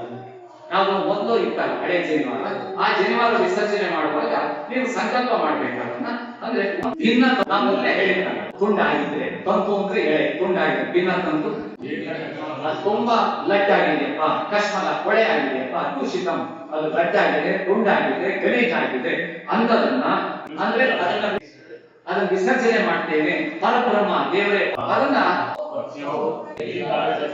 ಇದನ್ನ ಬಿಟ್ಟು ಹೊಸದನ್ನ ಹಾಕೊಂಡಲ್ಲ, ನೀನು ನಿತ್ಯ ಅಂತ ನೀನು ಸಿಟ್ಟಾಗ್ಬೇಡ, ಹೊಸದನ್ನ ಹಾಕೊಂಡಿದ್ದೀನಿ, ನೀನು ನನಗೆ ವರ್ಚಸ್ಸನ್ನ ಕೊಟ್ಟು ದೀರ್ಘ ಆಯಸ್ಸನ್ನು ನನಗೆ ಕೊಡು ಅಂತ ಪರಬ್ರಹ್ಮನಲ್ಲಿ ಕೇಳಿದಾಗ ಸಮುದ್ರಕ್ಕೆ ಹೋಗಪ್ಪ ನೀನು ಬಾ ಅಂದ್ರೆ ಸಮುದ್ರಕ್ಕೆ ಹೋಗು ಹೊಸದಾಗಿ ಬಾ ಅಂತ ಕಳ್ಸಲ್ಲ ಆ ಜನಿವಾರವನ್ನ. ಅಂದ್ರೆ ಸಮುದ್ರ ಕಳ್ಸಕ್ಕಾಗಲ್ಲ, ಆ ಜನಿವಾರವನ್ನ ತೆಗೀರಿ, ಹಳೆ ಜನಿವಾರ ಅದನ್ನ ಕೆಳಗಿನಿಂದ ಕಾಲಿನಿಂದ ತೆಗೀರಿ. ಹಾಕೊಳ್ಳುವಾಗ ನೀರಿನಿಂದ ಬರುತ್ತೆ, ನಮ್ಮ ಶರೀರ ಅಖಂಡವಾಗಿದೆ ಅಂತ ಕಾಲಿನಿಂದ ತೆಗಿತಾರೆ ಹೇಳಲ್ಲ ಅದನ್ನ. ಈಗ ಆ ಜನಿವಾರವನ್ನ ಆಕ್ಚುಲಿ ಬ್ರಹ್ಮಗಂಟನ್ನ ಬಿಡಿಸ್ಬೇಕು ಅಂತ ಇದೆ. ಬ್ರಹ್ಮಗಂಟನ್ನ ನಿಮಗೆ ಬಿಡಿಸಕ್ ಆಗದೆ ಹೋದ್ರೆ ಬ್ರಹ್ಮಗಂಟೆ ಇರುವ ಜನಿವಾರವನ್ನ ನಾವು ಹಾಗೆ ಹಾಕಿಬಿಟ್ರೆ ಬ್ರಾಹ್ಮಣ ಉಪವಾಸ ಹಾಕಿರಂಗೆ ಅಂತ ಸುಮ್ಮನೆ ಹೇಳ್ತಾರೆ, ಅದೇನು ಹೇಳಿಲ್ಲ. ಆದ್ರೆ ಬ್ರಹ್ಮಗಂಟು ಬಿಡಿಸ್ಲಿ ಅನ್ನೋದು ಅದು ನಮ್ಗೆ ಹೇಳಿರೋದು ಅಷ್ಟೇ. ಹಾಗಾದ್ರೆ ನೀವು ಬ್ರಹ್ಮಗಂಟು ಸಮೇತ ಹಾಕಿದಪ್ಪ ಈಗ ಬ್ರಾಹ್ಮಣ ಉಪವಾಸ ಅವೆಲ್ಲ ತಪ್ಪು ತಿಳಿಬೇಡಿ. ಅವೆಲ್ಲವೂ ಯಾಕೆ ಅಂತಂದ್ರೆ ನಮ್ಮ ತಾಯಿ ಹೇಳ್ತಾಳಲ್ಲ, ನೀನ್ ಸುಮ್ಮನೆ ಪೊಲೀಸಿಗೆ ಕೊಡ್ಬಿಡ್ತೀನಿ, ಪೊಲೀಸಿಗೆ ಕೊಡ್ಬೇಕಂತ ಅವಳಿಗೆ ಏನಾದ್ರು ಇರುತ್ತಾ? ಏನಿಲ್ಲ, ಹಾಗಾದ್ರೆ ಪೊಲೀಸ್ ಹಾಕ್ಬೇಕಂತ ಇರುತ್ತೆ. ನೋಡಲ್ಲಿ ಒಳಗೆ ಕೂಡಿ ಹಾಕಿ ಗುಂಗು ಕೊಟ್ಬಿಡ್ತೀನಿ ನಿನ್ಗೆ, ಗುಂಡಿಗೆ ಕೊಡ್ಬೇಕು. ಸುಮ್ಮನೆ ಮಕ್ಕಳು ಹೇಳ್ತಾರೆ ಕೇಳಿ ಅನ್ನೋದಕ್ಕೆ ನಂಗೆ ಹೇಳ್ತಾ ಕೊಡ್ಬಿಡ್ತೀನಿ ನೋಡು ಅಂತ ತಾಯಿ ಹಿಂಗೆಲ್ಲ ಮಾಡಿದ್ರೆ ಅಂತ ಅವರಿಗೆ ಹೊಡಿಬೇಕಂತ ಇರೋದಿಲ್ಲ. ಹಾಗಾಗಿ ನೀವೇನ್ ಬೇಕಂತ ಅದನ್ನ ಹಾಕಿರೋದಿಲ್ಲ, ಅಕಸ್ಮಾತ್ ಆದ್ರೂ ನೀವು ಭಯ ಪಡ್ಬೇಕಾಗಿಲ್ಲ. ಯಾಕಂತ ನಮಗೆಲ್ಲ ಹೇಳ್ತಾರೆ ಅಂತಂದ್ರೆ ಮಾಡ್ಲಿ ಅನ್ನೋದಕ್ಕೆ ಹೇಳ್ತಾರೆ, ಆ ಭಯದಿಂದ ನಾವು ಮಾಡ್ಲಿ ಅಂತ. ಹಾಗಂತ ಭಯನೇ ಮುಖ್ಯ ಅಲ್ಲ, ಶ್ರದ್ಧೆ ಮುಖ್ಯ. ಶ್ರದ್ಧೆ ಮುಖ್ಯವಾಗಿರೋರಿಗೆ ಭಯ ಬರದೇ ಇಲ್ಲ. ನಾನು ಮನಸಾರೆ ಮಾಡಿದ್ದೀನಪ್ಪ, ಮನಸಾರೆ ಮಾಡಿದ್ದೀನಿ ಅಂತ ಕೊಲೆ ಮಾಡಿ ನಾನು ಒಳ್ಳೇದ್ ಮಾಡ್ತೀನಿ ಅನ್ನಂಗಿಲ್ಲ. ಒಳ್ಳೇದನ್ನೇ ಮಾಡ್ಬೇಕು. ನಡೆದ ಏನೋ ಕೆಟ್ಟದ್ದಾದ್ರೆ ಭಗವಂತ ಸುಧಾರಿಸು ಅಂತ ಹೇಳ್ಬೇಕು, ಮತ್ತೊಂದ್ಸಲ ಕೆಟ್ಟದ್ ಮಾಡಲ್ಲ ಅನ್ಬೇಕು. ಹಂಗಾಗಿ ಅದನ್ನ ಬಿಡ್ಸಕ್ ಆಗೋದಿಲ್ಲ, ನನ್ನ ಕೈಯಲ್ಲೂ ಆಗಲ್ಲ ಅದನ್ನ ಬಿಡ್ಸಕ್ಕೆ. ನಾನು ಗಂಟು ಹಾಕ್ತೀನಿ, ಬಿಡ್ಸಕ್ ಆಗೋದಿಲ್ಲ. ಜಗಳ ಹಚ್ಚಕ್ಕಾಗತ್ತೆ, ಬಿಡ್ಸಕ್ ಯಾರಿಗೂ ಆಗೋದಿಲ್ಲ. ಹೌದಾ ಅಲ್ವಾ? ಅದನ್ನ ಬಿಡ್ಸಕ್ ಆಗೋದಿಲ್ಲ. ಅದ್ರದ್ದು ಜಗಳ ಅಲ್ಲ, ಜ್ಞಾನ. ಜ್ಞಾನ ಗಟ್ಟಿಯಾಗಿದೆ. ಆ ಜ್ಞಾನ ಒಂದ್ಸತಿ ಬಂದಿದ್ದನ್ನ ನಾವು ಜಗತ್ತಿಗೆ ಮಾಡಕ್ ಆಗೋದಿಲ್ಲ. ಜ್ಞಾನ ಒಂದ್ಸಲ ಬಂದ ಜ್ಞಾನ ಹಾಗಂತ ಹೊಸ ಜ್ಞಾನ ಬಂದ್ಮೇಲೆ ಹಳೆ ಜ್ಞಾನ ಹೋಗುತ್ತದೆ. ಈಗ 2G 3G 4G ಹೋಗ್ತದೆ, ಈಗ 5G ಬಂತಲ್ಲ ಈಗ ಮೊಬೈಲ್.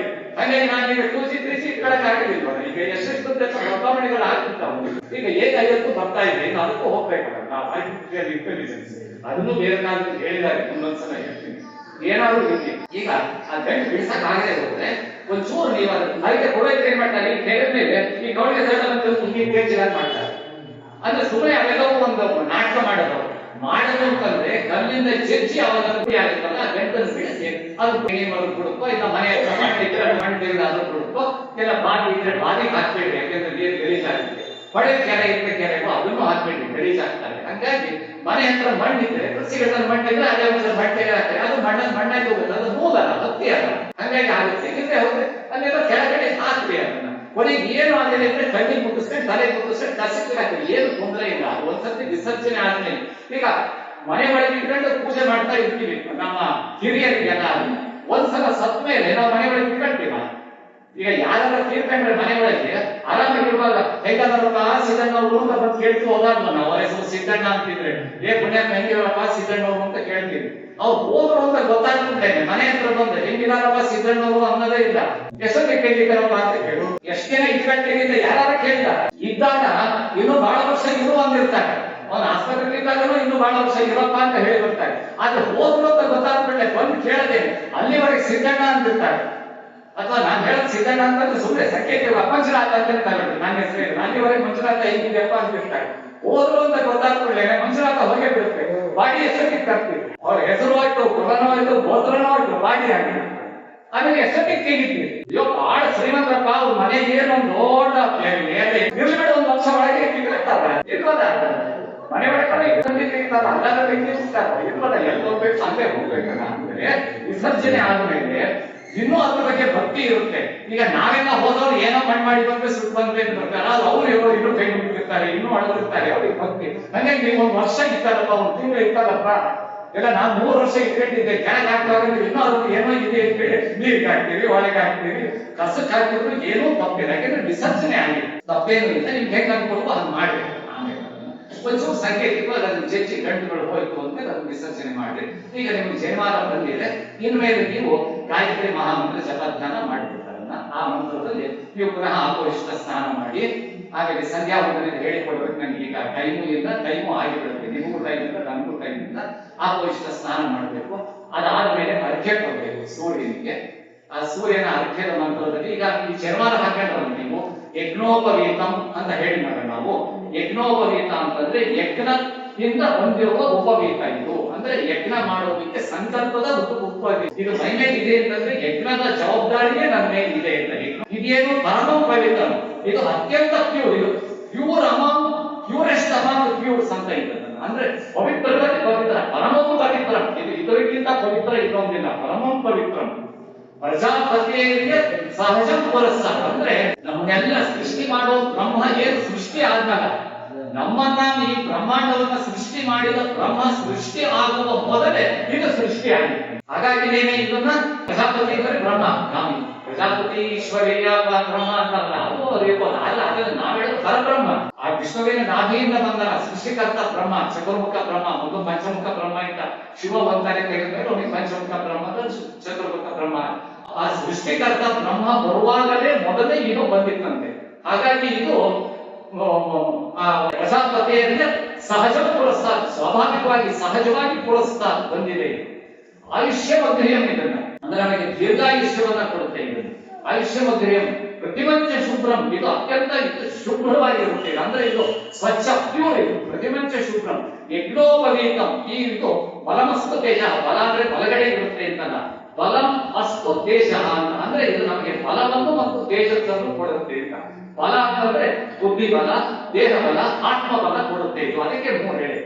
ಬುದ್ಧಿ ಬಲ ಅಂತಂದ್ರೆ ನಾವು ಅಂತಂದ್ರೆ ನಮಗೆ ಆರೋಗ್ಯ ಬರಬೇಕು, ಅವಾಗ ನಾವೇನಾದ್ರೂ ಮಾಡ್ತೀವಿ ಅದನ್ನ. ಅವಾಗ ಆತ್ಮಬಲ ನಮಗೆ ಅಂದ್ರೆ ನಾನು ಮಾಡಬಲ್ಲೆ ಅಂತ ಹೇಳಿ ನಮಗೆ ಒಂದು ಕಾನ್ಫಿಡೆನ್ಸ್ ಬರಬೇಕು, ಅದು ಆತ್ಮಬಲ. ಆದ್ರೆ ನಮಗೆ ದೇಹದಲ್ಲೂ ಬಲ ಇದೆ, ಆಮೇಲೆ ಮಾಡ್ಬೇಕನ್ನೋದು ಕಾನ್ಫಿಡೆನ್ಸ್ ಇದೆಯಪ್ಪ ನನಗೆ, ಆತ್ಮಬಲನೂ ಇದೆ. ಆದ್ರೆ ಹೆಂಗ್ ಮಾಡಬೇಕು ಗೊತ್ತಿದೆ ಅವ್ರಿಗೆ, ಬುದ್ಧಿ ಬಲ ಇದೆ, ಅವ್ರಿಗೆ ಏನು ಮಾಡಕ್ಕಾಗಿಲ್ಲ. ಕಾರು ಇದೆ, ಪೆಟ್ರೋಲು ಇದೆ, ರೂಟು ಗೊತ್ತಿದೆ, ಡ್ರೈವಿಂಗ್ ಗೊತ್ತಿಲ್ಲ ಅಂತ ಮೂರು ಬೇಕಲ್ಲ ನಮಗೆ.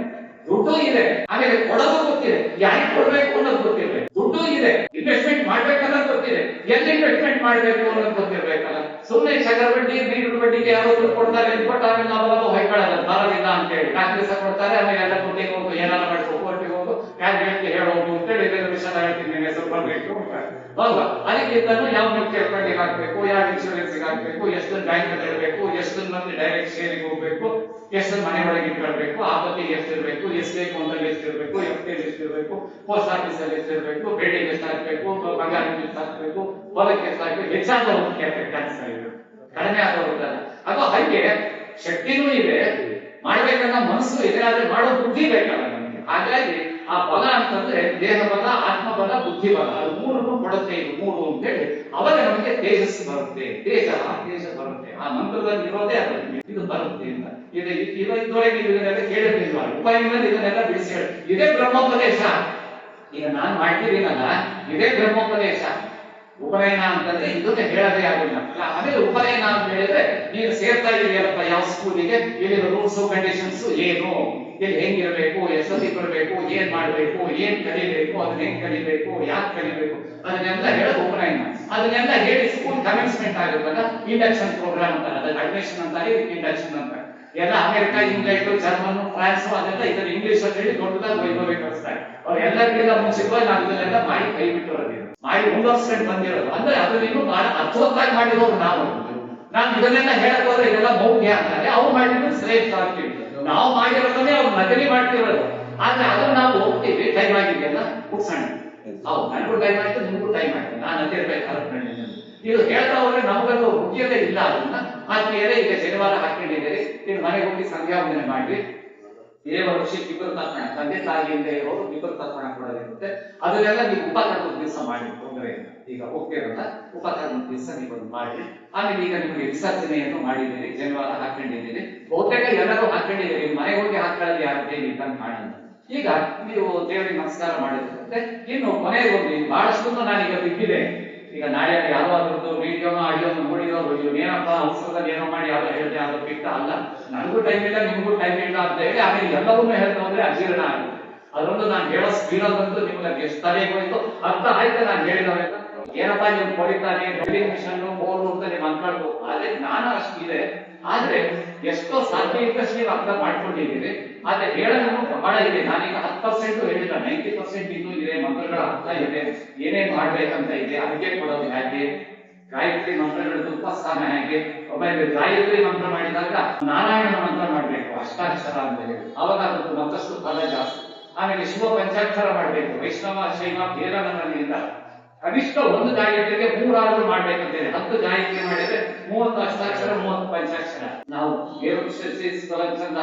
ಆಮೇಲೆ ಸಹಿತಾ ದೇವತಾ ವಿಶ್ವಾಮಿತ್ರ ಋಷಿ ವೇದಿಕಾ ಚಂದ ಸಹಿತಾ ದೇವತಾ ಗಾಯತ್ರಿ ಮಹಾಮಂಗಳ ಧ್ಯಾನ ವಿನಿಯೋಗ ಅಂತೇಳಿ 10 ಗಾಯತ್ರಿ ಮಂತ್ರ ಮಾಡಿದ್ರೆ ಆಮೇಲೆ ನಾವು ಮತ್ತೆ ಸಂಕಲ್ಪ ಮಾಡಿ ಮೇರುಕೃಷ್ಣ ಋಷಿ ಸುತಲಂ ಚಂದ ಆದಿಕೋರ್ಮೋ ದೇವತಾ ಅಂತ ಹೇಳಿ ಓಂ ನಮೋ ನಾರಾಯಣ ಅಂತ 8 ಅಕ್ಷರಗಳ ಅದನ್ನ 36 ಕನಿಷ್ಠ ಮಾಡಿದ್ರು. ಓಂ ನಮೋ ನಾರಾಯಣ ಓಂ ಎಣಿಕೆ ಮುಖ್ಯ ಅಲ್ಲ, ನೀವು ಹತ್ತೆ ಮಾಡಿರ್ಬೇಕಾದ್ರೆ ಮೂಲೆ ಮಾಡಿ ಎಣಿಕೆ ಮುಖ್ಯ ಅಲ್ಲ. ಎಣಸಕ್ಕೆ ಹೋಗಿ ಭಕ್ತಿ ಕಡಿಮೆ ಅಂತ. ಆಮೇಲೆ ವಾಮದೇವ ಋಷಿ ಭಕ್ತಿ ಚಂದ್ರ ಸದಾಶಿವ ದೇವತಾ ಅಂತ ಓಂ ನಮಃ ಶಿವಾಯ ಅಂತ ಹೇಳಿ ಪಂಚಾಕ್ಷರ ಅಥವಾ ಷಡಕ್ಷರ. ಓಂ ಸೇರಿದ್ರೆ ಷಡಕ್ಷರ 6 ಅಕ್ಷರ, ಓಂ ಬಿಟ್ರೆ ನಮಃ ಶಿವಾಯ ಅಂದ್ರೆ ಪಂಚಾಕ್ಷರ. ಅದು ನಾವು 30 ಮಾಡ್ಬೇಕು. ಶಿವ ವಿಷ್ಣು ಭೇದ ಇಲ್ಲ. ಆಮೇಲೆ ಶಿವಾಯ ವಿಷ್ಣು, ಆಮೇಲೆ ಸೂರ್ಯನ ಉಪಾಸನೆ ಮಾಡ್ಬೇಕು. ಇತರಸ್ಯ ದರ್ಶನೆ ಇಂತಹ ಸರ್ವದೇವಸ್ಯ ಸಾಹಿತ್ಯಂ ನ್ಯೂನಂ ಚಿತ್ರಶ್ರಾವಸ್ತಮಂ ಮಿತ್ರೋ ಜನ ನ್ಯಾಯೇಕಿ ಧ್ರುವಾಣೋ ಮಿತ್ರೋ ದಾರಾಳ ಪ್ರತಿಭೂತತ್ಯಾಂ ವಿಕಾಹ ಕೃಷ್ಣೇನ ವಿಫಲಾಹ ವಿಷಯೇನ ದಿಶಾವಿಚಷ್ಟೇ ಮಿತ್ರಾಯ ಹವ್ಯಂ ಮೃತವಚ್ಚು ಹೋತ ಪಥಮಿತ್ರ ಮೃತೋಸ್ತು ಪ್ರಯಸ್ವಾನಿ ಯಸ್ತಾದಿತ್ಯ ಶಿಕ್ಷತಿ ವೃತ್ತೇನ ನಹ ನೆತೆ ನಸಿಯತೆ ಪೋತೋನೇನ ಮಗುಂಭೋ ಅಸ್ಮೋತ್ಯಂತೆ ತೋಲ ದೂರಾದ ಅಂತ ಹೇಳಿ ಇಲ್ಲಿ ಸೂರ್ಯನಿಗೆ ದಿವಸ ನಮಸ್ಕಾರ ಮಾಡಬೇಕು. ಸಾಯಂಕಾಲ ವರ್ಣನಿಗೆ ನಮಸ್ಕಾರ ಮಾಡಬೇಕು. ಇಮಮೇ ವರ್ಣ ಸಂಧಿ ಬೆಳೆಯ ತ್ವಾಂಬಸ್ಸಿರಾಜಿಗೆ ತತ್ವಾಯಾಮಿ ಬ್ರಹ್ಮಣ ಮಂದಮಾನಸದಾಶಾಸ್ತೆ ಯಜಮಾನ ಹಮ್ಯರ್ಪಿ ಆ ಹೇಳ ನಾನು ವರ್ಣೇನ ಪೋದೃಶ ಸಮಾನ ಆಯು ಪ್ರಮೋಷಿ ಅಂತ ಹೇಳಿ ಯೋ ಇಮಮೇ ವರ್ಣ ಶ್ರೀ ವರ್ಣೋ ದೇವತಾ ಪುಸ್ತಕದಿಂದ ಅತಿ ಗಾಯತ್ರಿ ವರ್ಣೋಪಸ್ಥಾನಿ ವಿನಿಯೋಗ ಸಂಕಲ್ಪ ಮಾಡಿ ಮಾಡಬೇಕು. ಇದನ್ನೆಲ್ಲ ನಾನು ಹೇಳ್ತಾ ಹೋದ್ರೆ ಗ್ರೂಪ್ ಒಂದು ದಿವಸ ಮಾಡಕ್ಕಾಗಲ್ಲ. ಆಮೇಲೆ ಅಷ್ಟೆಲ್ಲ ನಿಮಗೆ ಓವರ್ ಡೋಸ್ ಆಗುತ್ತೆ. ಇಷ್ಟಾದ್ರೂ ಮಾಡಿ ಜನ್ಮಾರ ಹಾಕೊಂಡಿದ್ದೀರಿ, ದಿವಸ ಸ್ನಾನ ಆಗಿ ಬಂದ್ರೆ ಒಂದು ಆಚಮನ ಮಾಡ್ರಿ. ಒಂದು 3, 4, 8, 10 ಗಾಯತ್ರಿ ಮಾಡ್ರಿ. ಒಂದು 10, 20, 30 ಓಂ ನಮೋ ನಾರಾಯಣ ಸಂಕಲ್ಪ ಇದ್ದಿದ್ರು ಓಂ ನಮೋ ನಾರಾಯಣ ಮಾಡಿ, ಓಂ ನಮೋ ಶಿವಾಯ ಮಾಡಿ. ಅವಾಗ ನಿಮ್ಮ ಕುಲ ಗುರುವಿನ ಕುಲ ದೇವರದ ಅಪ್ಪನ್ನೇ ಸ್ಮರಣೆ ಮಾಡ್ತೀರ. ಜೀವೇಶ್ವರದ ಆಶೀರ್ವಾದ, ಶಿವದ ಆಶೀರ್ವಾದ, ವಿಷ್ಣುದ ಆಶೀರ್ವಾದ ಎಲ್ಲ ನಿಮ್ಗೆ ಬಂದ್ಬಿಡುತ್ತೆ. ವಿಷ್ಣು ಮಗ ಬ್ರಹ್ಮನ್ ಹೇಳ್ಬೇಕು, ವಿಷ್ಣು ಅವ್ರ ಅಪ್ಪನ ಹೇಳಿದಾಗ ಮಗ ಬಂದೇ ಬಿಡ್ತಾನೆ ಜೊತೆಗೆ. ಹಾಗಾಗಿ ನಿಮಗೆಲ್ಲ ಬಂದ್ಬಿಡುತ್ತೆ. ಶಿವ ಪಾರ್ವತಿ ಲಕ್ಷ್ಮಿ ಸರಸ್ವತಿನೂ ಬಂದ್ಬಿಡ್ತಾರೆ ಜ್ಞಾನದಲ್ಲಿ. ಅದಷ್ಟು ನಾನು ಮಾಡಿ ಇನ್ನು ಕೊನೆಗಿರೋದು ನಿಮಗೆ. ಹಾಗಾಗಿ ಈಗ ನಿಮಗೆ ಅರ್ಘ್ಯ ಕೊಡೋದು ಪ್ರಾತಃರ್ಘ್ಯ, ಮಧ್ಯಾಹ್ನಿಕ ಅರ್ಘ್ಯ, ಸಾಯಿ ಮಧ್ಯಾಹ್ನ ಇರುತ್ತೆ. ಊಟ ಮಾಡುವಾಗ ನಾವು ದರ್ಶನಿಸನೆ ಮಾಡೋದಿರುತ್ತೆ. ಆಮೇಲೆ ಅಲ್ಲಿ ಚಿತಾಹುತಿಗಳನ್ನು ಕೊಡೋದಿರುತ್ತೆ. ಅದನ್ನು ಬ್ರಾಹ್ಮಣ ಕ್ಷತ್ರಿಯ ವೈಶ್ಯ ಎಲ್ಲರೂ ಅದನ್ನ ಮಾಡೋದೇನೆ. ಅದನ್ನ ಆಮೇಲೆ ಇನ್ನು ವಿಭಾಗಗಳಿರುತ್ತೆ. ಉಪನಯನ ಆಗುವಾಗ ಅವರು ಬ್ರಾಹ್ಮಣರಿಗಾಗಲಿ ಯಾವ ದಂಡ, ಕ್ಷತ್ರಿಯರಿಗಾಗಲಿ ಯಾವ ದಂಡ, ಆಮೇಲೆ ವೈಶ್ಯರಿಗಾಗಲಿ ಯಾವ ದಂಡ, ಬ್ರಾಹ್ಮಣರಿಗಾಗಲಿ ಮುದುಗದ ಮರದ ದಂಡ ಕೊಡಬೇಕು, ಕ್ಷತ್ರಿಯರಿಗಾಗಲಿ ಅರಳಿ ಮರ ಅಶ್ವತ್ಥನ ದಂಡ ಕೊಡಬೇಕು, ವೈಶ್ಯರಿಗಾಗಲಿ ಔಡಂಬರಸು ಕೊಡಬೇಕು, ಬ್ರಾಹ್ಮಣರಿಗಾಗಲಿ ಬಿಳಿ ಆಮೇಲೆ ಕ್ಷತ್ರಿಯರಿಗಾಗಲಿ ಹಳದಿ ಬಣ್ಣ ತಿನ್ನಬೇಕು, ವೈಶ್ಯರಿಗೆ ಕೆಂಪು ಬಣ್ಣ ತಿನ್ನಬೇಕು ಆ ಬಟ್ಟೆಗಳು. ಆಗ ಎಲ್ಲವೂ ವಿಭಾಗಗಳಿದೆ. ಆದ್ರೆ ನಿಮ್ಮಲ್ಲಿ ಸಂದೇಹ ಇರುತ್ತೆ. ಇದನ್ನೆಲ್ಲ ಮಾಡುವಾಗ ಸಸ್ಯಾಹಾರ ಮಾಂಸಾಹಾರ ಕೆಲವರಿಗೆ ಸಂದೇಹ ಇದೆ. ನಾವು ಕ್ಷತ್ರಿಯರಾಗಿ ನಮಗೆ ಮಾಂಸಾಹಾರ ಇದೆ, ಅದು ಸರಿನಾ ತಪ್ಪ ಅಂತ ಹೇಳ್ತಿರಲ್ಲ. ಸಸ್ಯಾಹಾರ ಮಾಂಸಾಹಾರ ಸರಿ ತಪ್ಪು ಪಾಪ ಪುಣ್ಯ ಅಂತ ಎಲ್ಲೂ ವೇದನೂ ಹೇಳಿಲ್ಲ, ಭಗವದ್ಗೀತೆನೂ ಹೇಳಿಲ್ಲ. ಏನೇ ಆಹಾರ ಮಾಡಿದ್ರೆ ಅದು ಶುಚಿಯಾಗಿರ್ಬೇಕು, ಅದು ಸಾತ್ವಿಕವಾಗಿರ್ಬೇಕು, ಬೇಗ ಜೀರ್ಣ ಆಗೋ ಹಾಗಿರ್ಬೇಕು, ನಮ್ಮ ಮನಸ್ಸಿನ ಆಲಸ್ಯ ಉಂಟು ಮಾಡೋ ಹಾಗಿರ್ಬಾರ್ದು, ಆಮೇಲೆ ಇನ್ನೊಬ್ಬರಿಗೆ ಹಿಂಸೆ ಆಗೋ ಹಾಗಿರ್ಬಾರ್ದು ಅಂತ ಕೃಷ್ಣ ಹೇಳಿದ್ದಾನೆ. ನೀವು ಸಸ್ಯನೇ ಉಂಡ್ರಿ, ಮಾಂಸನೇ ಉಂಡ್ರಿ, ಬಿಡ್ರಿ ಅಂತ ಹೇಳಿದ. ಕ್ಷತ್ರಿಯರಾದವರಿಗೆ ಮಾಂಸಾಹಾರ ನಿಷಿದ್ಧ ಅಲ್ಲ ಅಂತ ಹೇಳಿದೆ ವೇದ ಕಾಲದಲ್ಲಿ. ಕ್ಷತ್ರಿಯರಾದವರು ಮಾಂಸ ತಗೊಳ್ಬಹುದು ಅಂತ ಹೇಳಿದೆ. ಆದ್ರೆ ಎಲ್ಲ ಕಾಲದಲ್ಲ, ಯಾವ್ಯಾವ ತಗೊಳ್ಬಹುದು ಅವಾಗ ಕ್ಷತ್ರಿಯರು ಮಾಂಸಾಹಾರ ಮಾಡ್ಬೋದು. ಆದ್ರೆ ಹುಟ್ಟಿನಿಂದ ಕ್ಷತ್ರಿಯರಾದವರು ಎಲ್ಲರೂ ಕ್ಷತ್ರಿಯರಾಗಿ ಉಳ್ಕೊಂಡಿಲ್ಲ. ಎಷ್ಟು ಜನ ಬೇಟೆ ಆಡ್ತಾ ಇದ್ದೀವಿ ಅಂದ್ರೆ. ಹಾಗಾದ್ರೆ ಈಗ ಅಲ್ಲೆಲ್ಲ ಚಾಮರಾಜನಗರ ಬೇಟೆ ಆಡಿರೋಲ್ಲ, ಅದು ಸರಿನಾ ತಪ್ಪ ಅಂದ್ರೆ ಆ ಕಾಲದಲ್ಲಿ ಬೇಟೆ ಆಡೋದು ಸರಿ. ಅಂದ್ರೆ ಮನುಷ್ಯರಿಗಿಂತ ಪ್ರಾಣಿಗಳೇ ಜಾಸ್ತಿಯಾಗಿ ಕ್ರೂರ ಪ್ರಾಣಿಗಳು ರಾಜರ ಹತ್ರ ಬಂದು ಕ್ರೂರ ಪ್ರಾಣಿಗಳು ಜಾಸ್ತಿ ಆಗಿದ್ದಾವೆ ಕೊಲ್ರಿ. ಕ್ರೂರ ಪ್ರಾಣಿಗಳೇ ಪುರಾಣದಲ್ಲಿ ಬರುತ್ತೆ, ಬಂದು ಕೇಳ್ತಿದ್ವಂತೆ ನಮ್ಮ ಸಂತತಿ ಬಾಳ ಆಗಿರೋದು ಊಟಕ್ಕೆ ಆಗ್ತಿಲ್ಲ, ಸ್ವಲ್ಪ ನಮ್ಗೆ ಕೊಲ್ರಿ ಅಂತ ಕೇಳ್ತಿದ್ವಿ. ಆಮೇಲೆ ಕೊಲ್ಲಕ್ ಹೋದಾಗ ಮತ್ತೆ ಕೆಲವು ಪ್ರಾಣಿಗಳು ಬಂದು ನಮಗೀಗ ಬ್ರೀಡಿಂಗ್ ಸೀಸನ್, ನಾವೀಗ ಇಲ್ಲಿ ಸಂಭೋಗ ಮಾಡೋ ಕಾಲ, ಈಗ ನಾವು ಜನಸಂಖ್ಯೆ ಜಾಸ್ತಿ ಮಾಡ್ಕೊಳ್ತೀವಿ, ಆಮೇಲೆ ಕೊಲ್ಲಕ್ ಬರ್ರಿ ಅಂತ ಪ್ರಾಣಿಗಳು ಹೇಳ್ತಿದ್ವಂತೆ. ಜಾಸ್ತಿ ಆದಾಗ ನಮ್ಮ ಸ್ವಲ್ಪ ಕೊಲ್ರಿ ಅಂತ ಹೇಳ್ತಿದ್ರು. ಯಾಕೆಂದ್ರೆ ಇದ್ದವರಿಗೆಲ್ಲ ಊಟಕ್ಕೆ ಆಗೋದಿಲ್ಲ, ಆಮೇಲೆ ರೋಗ ಬಂದವರೆಲ್ಲ ಬಹಳ ಆಗಿದ್ದಾರೆ ತೆಗೆಯರಿಂದ. ಅಂದ್ರೆ ಬೇಟೆ ಆಡೋದು ನಿಶ್ಚಿತ ಅಲ್ಲ. ಈಗ ಪ್ರಾಣಿಗಳೇ ಇಲ್ಲ, ಈಗ ಬೇಟೆ ಆಡೋದ್ರೆ ಬೇಟೆಗೆ ಆಗ್ತದೆ. ಈಗ ಒಂದು 3 ವರ್ಷದ ಕೆಳಗೆ ಯಾವ್ದಾದ್ರು ಹುಲಿ ಬಂದ್ರೆ ಅವ್ನು ಹುಲಿ ಬಂದ ತೀರ ಅಂತ ಹೇಳಿ ಅವನನ್ನ ಮೆರವಣಿಗೆ ಮಾಡ್ತಿದ್ರು ರಾಜರು, ಪದಕ ಕೊಟ್ಟು ಈಗ ಹುಲಿ ಕೊಲ್ಲದಲ್ಲ, ಹುಲಿ ಕೊಂದಿದ್ದೀನಿ ಅಂತ ಮಾತಾಡೋದನ್ನೇ ಜೈಲಿಗೆ ಹಾಕ್ತಾರೆ. ಅವ್ನು ಬಾಯಿ ಬಿಡ್ತಾರೆ. ಹುಲಿ ಉಗುರ್ಬೇಡ, ಹುಲಿದು ಕೂದಲಾಗಿದೆ ಅಂತೇಳಿ ಯಾವ ಒಂದು ಪ್ಲಾಸ್ಟಿಕ್ ಇಟ್ಕೊಂಡ್ರು ಅವ್ನು ಜೈಲಿಗೆ ಹಾಕ್ತಾರೆ. ಮುಂದೆ ಬಾಯಿ ಬಿಡಿಸ್ತಾನೆ. ಅಂದ್ರೆ ಅವಾಗ ಅದೇಳಿ ಹೀಗಿದೆ. ಆದ್ರೆ ನಮ್ಮ ಋಷಿಮುನಿಗಳು ನೀರು ಜಾಸ್ತಿ ಇದ್ದಾಗಲೂ ನೀರು ಉಳಿಸ್ಬೇಕು, ಮರ ಗಿಡ ಜಾಸ್ತಿ ಇದ್ದಾಗಲೂ ಅರಣ್ಯ ಉಳಿಸ್ಬೇಕು ಅನ್ನೋದು ಒಂದು ಸವಾರಿ ಕೊಡ್ರಿ. ನಮಗೆ ಕೊನೆಗೆ ನಾನು ನಿಮಗೆ ಬರ್ತಾ ಇದ್ದೀನಿ. ಈ ಒಂದು ಎಲ್ಲವನ್ನೂ ನಾವು ಮಾಡ್ತಾ ಇರುವಾಗ, ಎಲ್ಲವೂ ನಮಗೆ ಚೆನ್ನಾಗಿರ್ಬೇಕಂದಾಗ ನಾವು ಈಗೇನು ಮಾಡಿದ್ವಲ್ಲ, ಇದು ಒಳಗೆ ನಾನೀಗ ಲಾಸ್ಟ್ ಪಾಯಿಂಟ್ ಬಂದ್ಬಿಡ್ತೀನಿ. ಲಾಸ್ಟ್ ಪಾಯಿಂಟ್ ಏನು ಅಂತಂದ್ರೆ, ಮಾಡುವಾಗ ನಾ ಹೇಳಿದಲ್ಲ ಏನಾದ್ರು ಹೆಚ್ಚು ಕಡಿಮೆಗಳು ದಿವಸ ಮಾಡುವಾಗ ಅದಕ್ಕೊಂದು ಪ್ರಾಯಶ್ಚಿತ್ತ. ಈಗ ನೀವು ಕೈ ಅಳವಡಿಸಿ ಒಂದು ನೀರು ತಗೊಳ್ಳಿ, ತಗೊಂಡು ಜಪ ಮಧ್ಯೆ ಮಂತ್ರ, ತಂತ್ರ, ಸ್ವರ, ವರ್ಣ, ಕರಣ, ಜ್ಞಾನ, ನಿಯಮ, ಲೋಪದೋಷ, ಪ್ರಾಯಶ್ಚಿತ್ತಾತ್ಮ ಯಥಾನುಶಕ್ತಿ ನಾಮತ್ರಯ ಜಪಂ ಕರಿಷ್ಯೆ. ಅಂದ್ರೆ ಈ ಜಪ ಈಗೆಲ್ಲ ಮಾಡಿದ್ವಲ್ಲ, ಎಲ್ಲವೂ ಜಪ ಅಂತಾನೆ ಬರುತ್ತೆ. ಇದರ ಮಧ್ಯದಲ್ಲಿ ಮಂತ್ರ, ತಂತ್ರ, ಸ್ವರ, ವರ್ಣ, ಕರಣ, ಜ್ಞಾನ, ನಿಯಮ ಇವೆಲ್ಲರದ್ದು ಲೋಪದೋಷಗಳಾಗಿದ್ರೆ ಪ್ರಾಯಶ್ಚಿತ್ತಾರ್ಥವಾಗಿ 3 ಹೆಸರುಗಳನ್ನ, ದೇವರ ಹೆಸರನ್ನ ನಾನು ಮಾಡ್ತೇನೆ ಯಥಾನುಶಕ್ತಿ, ಅಷ್ಟು ಇಷ್ಟು ಅಂತಲ್ಲ ಅಂತ ಹೇಳಿ ಹಿಂಗ್ ಮಾಡಿ. ಅಚ್ಯುತಾಯ ನಮಃ, ಅನಂತಾಯ ನಮಃ, ಕೇಶವಾಯ ನಮಃ. ಅಚ್ಯುತಾಯ ನಮಃ, ಅನಂತಾಯ ನಮಃ, ಕೇಶವಾಯ ನಮಃ. ಅಚ್ಯುತಾಯ ನಮಃ, ಅನಂತಾಯ ನಮಃ, ಕೇಶವಾಯ ನಮಃ. ಹರಾಯ ನಮಃ, ದೃಢಾಯ ನಮಃ, ಶಂಭವೇ ನಮಃ. ಹರಾಯ ನಮಃ, ದೃಢಾಯ ನಮಃ, ಶಂಭವೇ ನಮಃ. ಹರಾಯ ನಮಃ, ದೃಢಾಯ ನಮಃ, ಶಂಭವೇ ನಮಃ.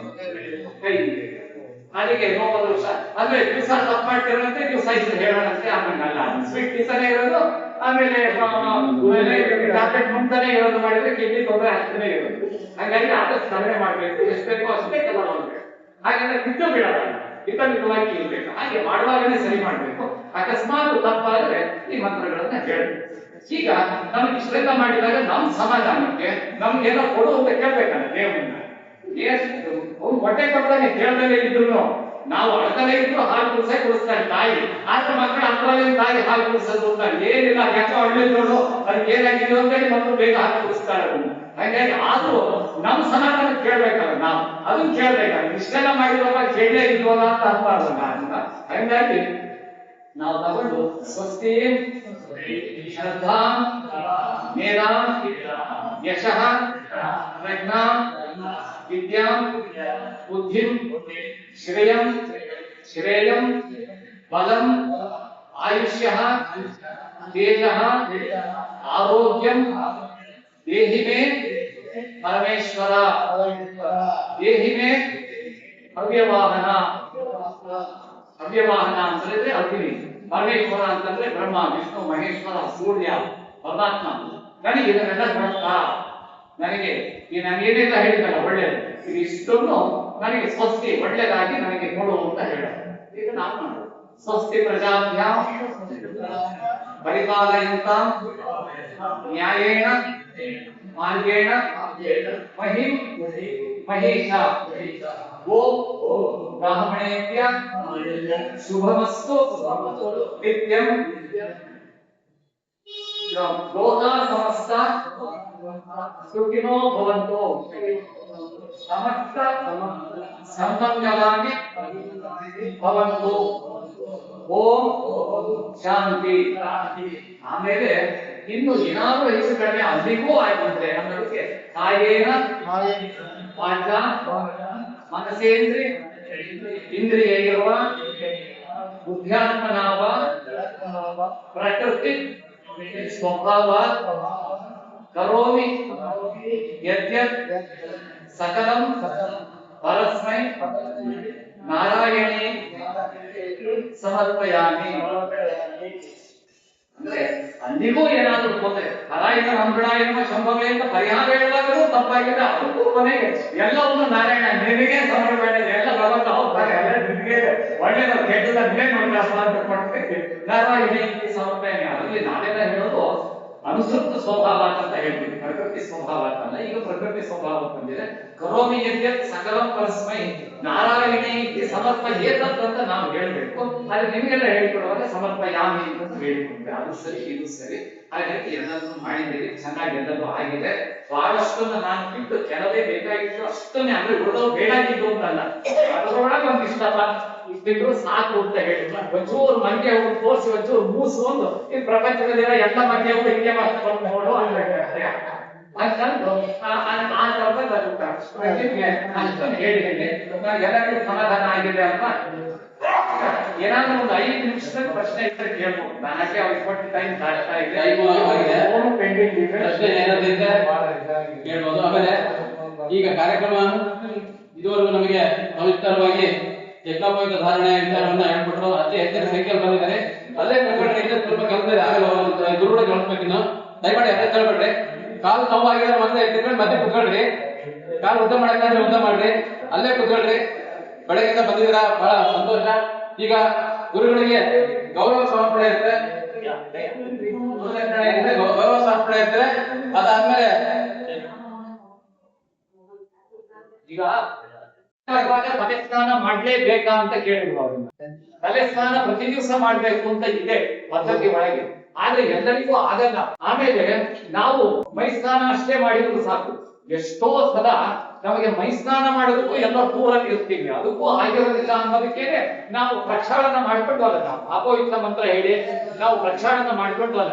ಏನು ಆಗಲೇ ಇದ್ದಾಗ ಅದು ಮಾಡಿದ್ರು ಹಾಗೆ ದಿವಸ ಅದನ್ನೇ ಮಾಡೋದಲ್ಲ, ಗಮನ ಆಗ್ತೀವಿ. ಹಾಗಾಗಿ ಸಾಧ್ಯ ಆದರೆ ತಲೆ ಸ್ನಾನ ಮಾಡಿ, ಬಾಲ ಉಪ್ಪತ್ತಂತ ತಲೆ ಸ್ನಾನ ಮಾಡಿ. ತಲೆ ಸ್ನಾನ ಮಾಡ್ಬೇಕಿದ್ದಾಗೆಲ್ಲ ಸೋಪ್ ಹಾಕಿ, ಶಾಂಪು ಹಾಕಿ, ಸೀಗೆ ಪುಡಿ ಹಾಕಿ, ಕಡ್ಡೆ ಇಟ್ಟಾಕಿ ಹಂಗೆ ಅಂತಲ್ಲ. ತಲೆ ಸ್ನಾನಕ್ಕೆ ನೀರು ಹೊಯ್ಕೊಂಡ್ರು ಸಾಕು, ಆದ್ರೆ ಮಾಡೋದು ಒಳ್ಳೇದು. ಹಾಗಂತ ಒದ್ದೆ ಬಟ್ಟೆನೇ ಮಾಡ್ಬೇಕಂತ ಏನಿಲ್ಲ. ತಲೆ ಸ್ನಾನ ಮಾಡಿ ಒಗೆದು ಶುದ್ಧವಾಗಿರೋ ಬಟ್ಟೆ, ಬಡಿ ಅಂತಂದ್ರೆ ಕ್ಲೀನ್ ಆಗಿರ್ಬೇಕು ಅಂತ ಅಷ್ಟೇ. ನಾನು ಎಲ್ಲಿವರೆಗೆ ಹೇಳ್ತೀನಿ ಅಂತಂದ್ರೆ, ಪ್ಯಾಂಟ್ ಅಲ್ಲಿ ನೀವು ಚೆನ್ನಾಗಿರೋ ಪ್ಯಾಂಟ್ ಅಲ್ಲಿ ಮಾಡಿದ್ರು ತೊಂದರೆ ಇಲ್ಲ, ಗಲೀಜಾಗಿರೋ ಮಂಚೆಗಿಂತ. ಕೆಲವು ನನ್ನ ಕಪಾಳ ಬಡಿತಾರೆ ಹೇಳಿದ್ರೆ ಬಹಳ ಸುಂದರ ಆಯ್ತು. ಹಾಗಲ್ಲ, ಅದಷ್ಟು ದೇಹ ಮತ್ತು ಪರಿಸರ ಶುದ್ಧಿ ಇರ್ಬೇಕು, ಬಟ್ಟೆ ಶುದ್ಧಿ ಇರ್ಬೇಕು. ಅದು ಬಿಟ್ಟು ಮತ್ತೆ ಅದೇ ಇದೆ ಅಂತಿಲ್ಲ. ಹಾಗಂತ ಏನೇನೋ ಮಾಡೋದಲ್ಲ. ಇನ್ನು ಮಾಂಸ ವಿಚಾರ ಬಂದಾಗಲ್ಲ ಅಂತ ಹೇಳಿದ್ರೆ, ಈಗ ನೀವು ಕ್ಷತ್ರಿಯರಿಲ್ಲ, ಬೇರೆ ವೃತ್ತಿಗೆ ಹೋಗಿದ್ದೀರಿ. ಹಾಗಾಗಿ ಮಾಂಸಾಹಾರ ಸೇವನೆ ಮಾಡಿ ತೊಂದರೆ ಇಲ್ಲ. ಆದ್ರೆ ಇಂಥವೆಲ್ಲ ವಿಶೇಷ ಕಾರ್ಯಗಳಿರುವಾಗ ಒಂದು ದಿವಸ ಮಾಂಸಾಹಾರ ಬಿಡ್ರಿ. ತಿಥಿವಾರ ನಕ್ಷತ್ರಗಳನ್ನು ನೋಡಿ ಕೆಲವು ಸಾಧ್ಯ ಆದ್ರೆ ಬಿಡ್ರಿ. ಆಮೇಲೆ ಮನೆ ಒಳಗಡೆಗೆ ತಿಥಿನೋ ಅಥವಾ ಪೂಜೆಗಳೋ ಇದ್ದಾಗ ಅದನ್ನ ಬಿಡ್ರಿ. ಮತ್ತೆ ತಗೊಳ್ಳೋದಾದ್ರೂ ಸಾಧ್ಯವಾದಷ್ಟು ಕಡಿಮೆ ಪ್ರಮಾಣದಲ್ಲಿ ತಗೊಳ್ಳಿ. ಮತ್ತು ಅದಕ್ಕೆ ಕೃಷ್ಣ ಹೇಳಿದಾನೆ, ಅತಿಯಾದ ಮಸಾಲೆ, ಅತಿಯಾದ ಖಾರ, ಅತಿಯಾದ ಉಪ್ಪು, ಅತಿಯಾದ ಹುಳಿ, ಅತಿಯಾದ ಬಿಸಿ ಹಂಗೆಲ್ಲದನ್ನ ತಿನ್ನೋದು ರಾಜಸ ಅಂತಿದ್ದಾರೆ. ಆಮೇಲೆ ಅದನ್ನ ಮಾಡಿ ಫ್ರಿಜ್ ಇಟ್ಕೊಂಡು ತಂಗಳು ತಿನ್ನೋದನ್ನ ತಾಮಸ. ಆಮೇಲೆ ಕುಡಿತ ಬೇಡ ಅಂತ ಹೇಳಿದೆ. ವೇದ ಏನ್ ಹೇಳಿದೆ ಅಂದ್ರೆ ಕುಡಿತ ನಿಷಿದ್ಧ ಅಂತ ಹೇಳಿದೆ. ಅಂದ್ರೆ ಅದು ಅಸುರರು ಸಮುದ್ರ ಮಥನ ಆಗುವಾಗ ದೇವತೆಗಳೆಲ್ಲರೂ ರಕ್ತಗಳು ರಾಕ್ಷಸರು ವಾರುಣಿ ಸತ್ಯ. ಹಾಗಾಗಿ ರಾಕ್ಷಸರು